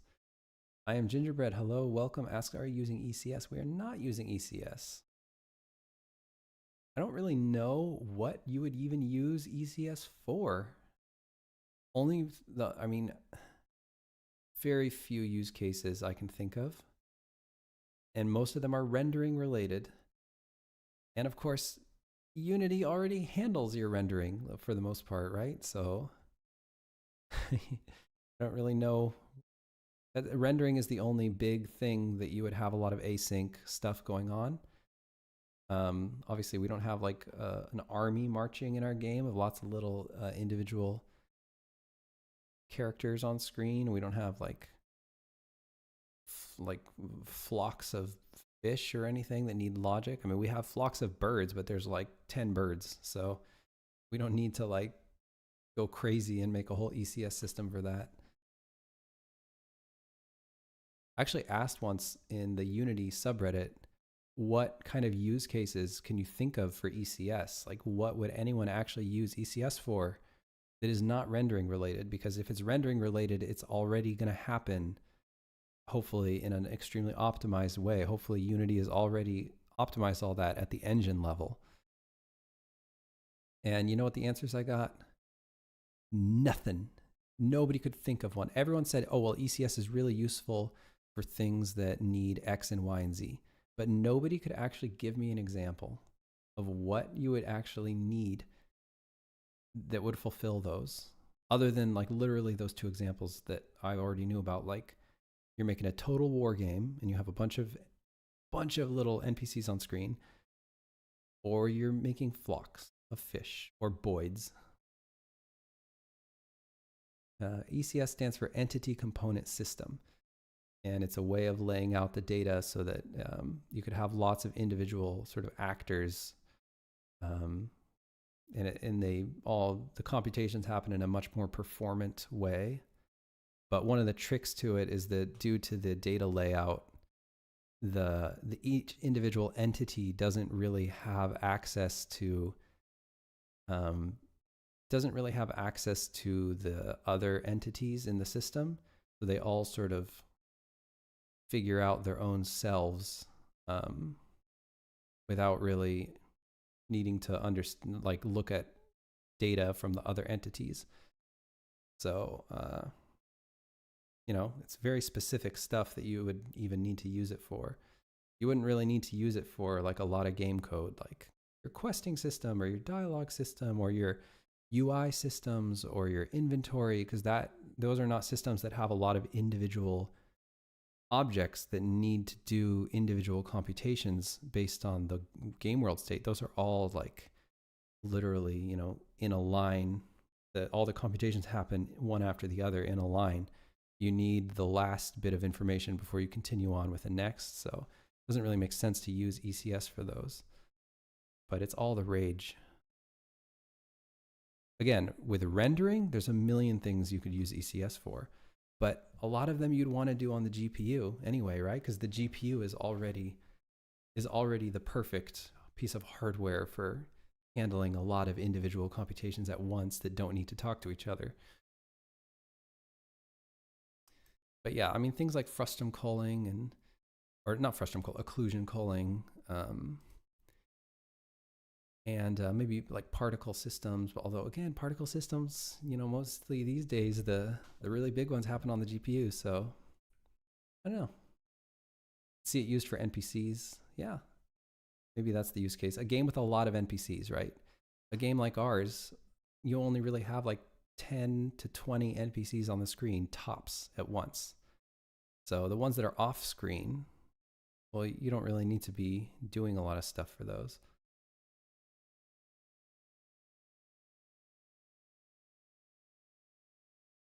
Yeah, and you would need, I really think you'd need a lot Woozy Face in order to, like, literally total war game. That's the only thing I could think of. I'm gonna go ask Jacqueline about this little class in the woods.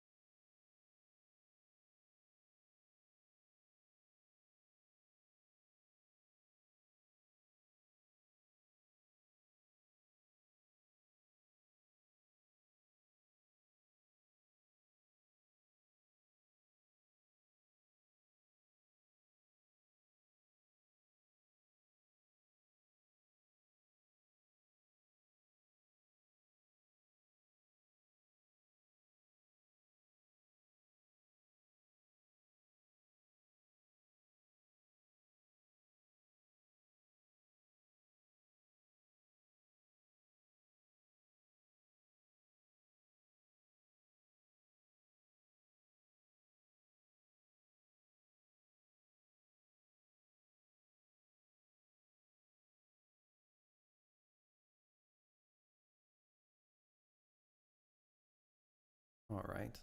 Jacqueline says it's very low priority, so just trying to find something I can do. Now look what I've done. No, just spinning my wheels. Okay. So I'm just going to get rid of the bool activation on there. Just leave it as it was before, and I'll just try to find something else. Okay. This diving bubble is not in deep enough water, 729.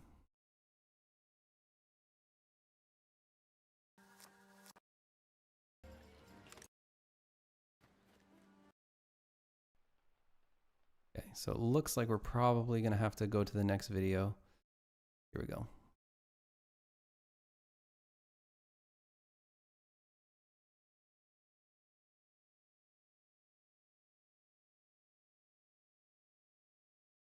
Okay.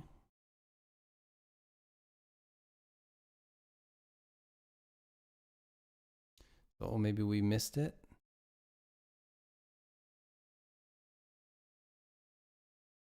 Let's see. Still 729. He never jumps in the water. Now it's 7:30, so it must be before this. This one works fine.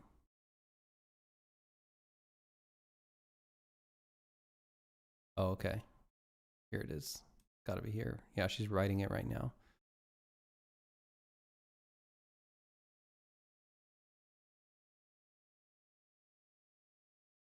Gotta be this one. Oh, this is where the video starts. Okay, I see. All right. So let's go find that diving bubble. Make sure we put it in deep enough water. I don't think I've visited that.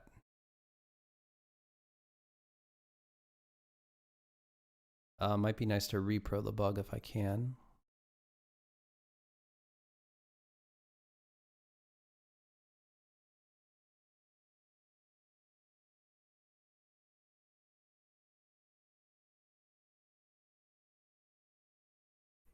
Okay. Let's see. See.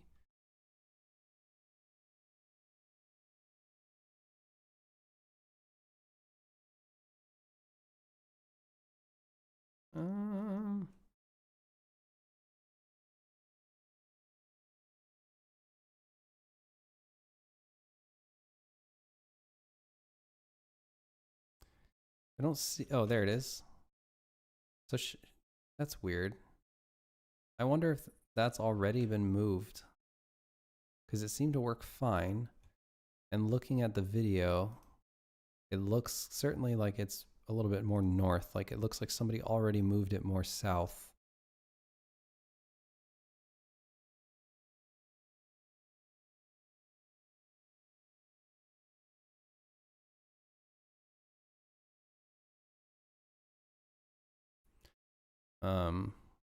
Yeah, it's very strange. I don't know what would cause it to pop that bug, so it seems like somebody must have moved it south already. Could just be a very old bug.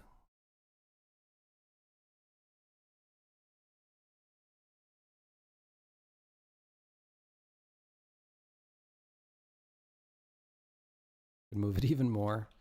Also, I'm just going to make another one over here.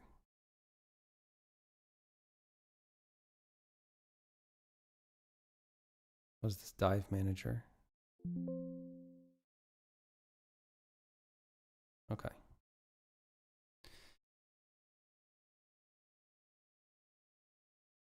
All right, so that one's done.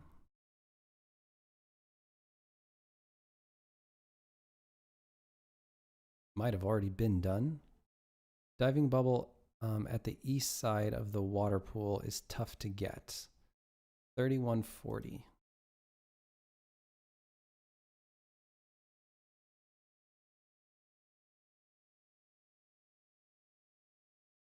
Okay. Probably writing it down right now, so let's go take a look at that one.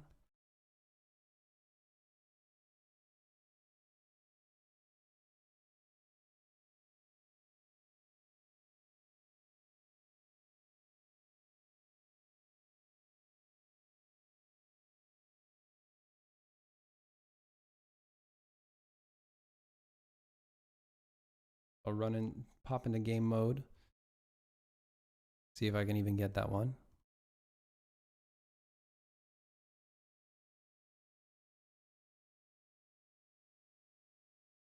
Oh yeah. Definitely really hard to see. Also hard to interact with, which I don't really know why. Definitely this one right here. Gonna move it north.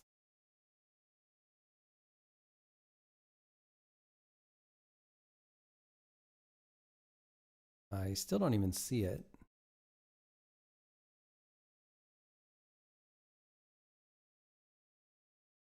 It's, for some reason, it's just invisible.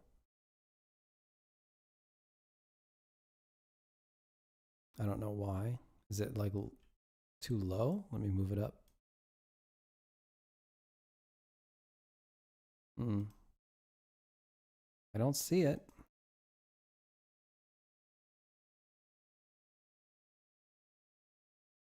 So for some reason I had to hit play on the particle effect. Don't know why I had to do that.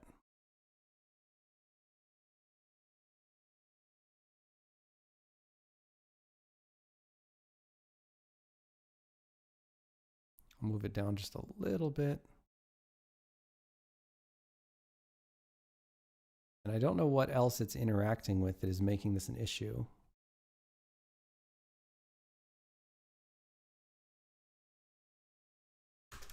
But she's not interacting with it. Well, she's not interacting. Oh, now she finally interacts with this one.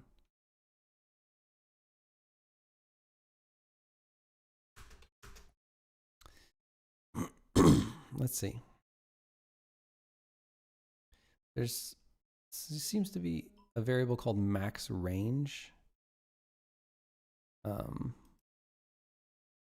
Also, for some reason, it is the collider is inactive on it. I don't know what the deal with that is. Maybe let me inspect all that stuff first.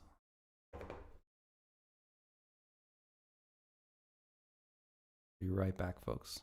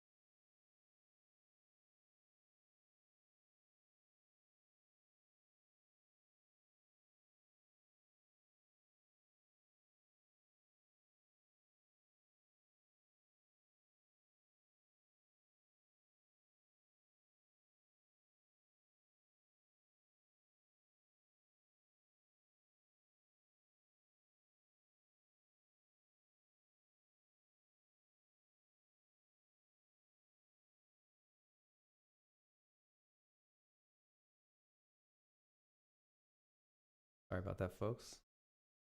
Let me catch up here. Oh, not too much. Okay. Na says, are your triggers important set on continuous so it checks more often to avoid potential errors? No, I don't think so. No.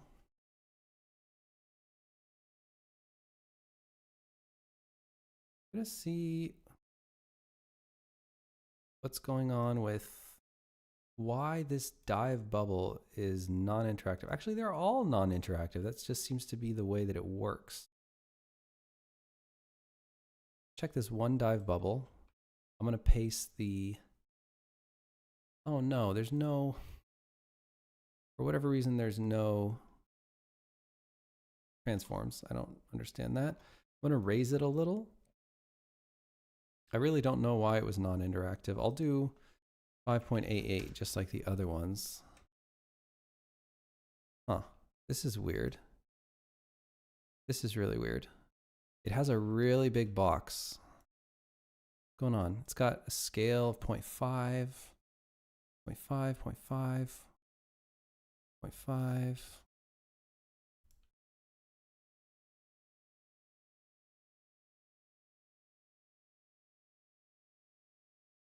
Zing draws art. Thank you. Appreciate that. Appreciate that very much.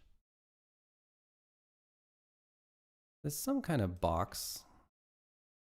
Yeah, I don't get why just this one is having an issue. I've moved it a little. Let me test it again.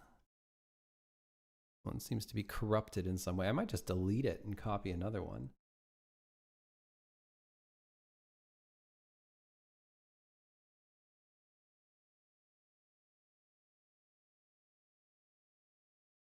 So looking for the dive bubble. Oh, look, we've got two right next to each other. It's weird that when you dive,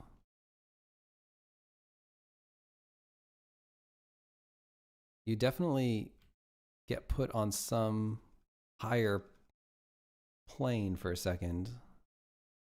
I wonder what that's about. So both of those I was able to dive for. I wonder, do the dive bubbles have some sort of randomization?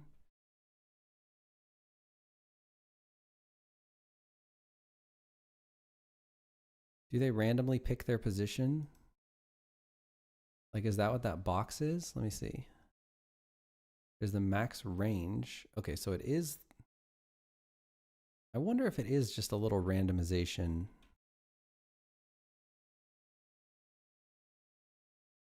I bet it is. I bet that's what it is.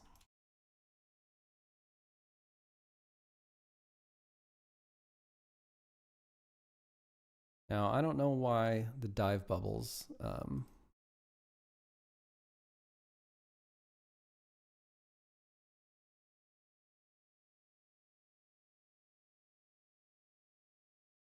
seem to put the player on a different plane. Maybe I'll give that one to Jenny.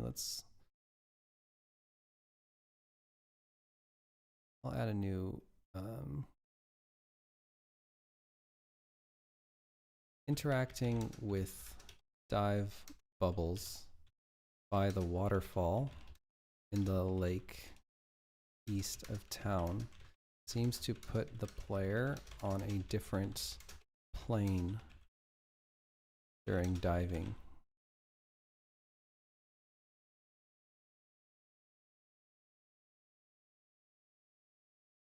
They become elevated. Then they drop back down once they start swimming again. Okay. Tough to get. I'm gonna call that one done. If there's, I just feel like I've been spinning my wheels here. I want to see if there's one more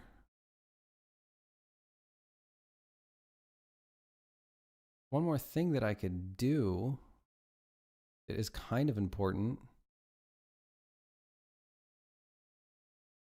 Dark forest map edge showing. Okay, light on boat seems too bright at the time of day. This all seems like little stuff. Nessa shrub pruning needs some magic sparkles, and she needs an instrument. Oh, okay. So this is kind of a double. Let's take a look at Nessa's detention, post-detention state. Let me see if there's like Nessa detention. Oh, that's the demo settings. Oops. Detention morning. Cool. Go ahead and put the player kind of by the school. And I'll see if I can find Nessa.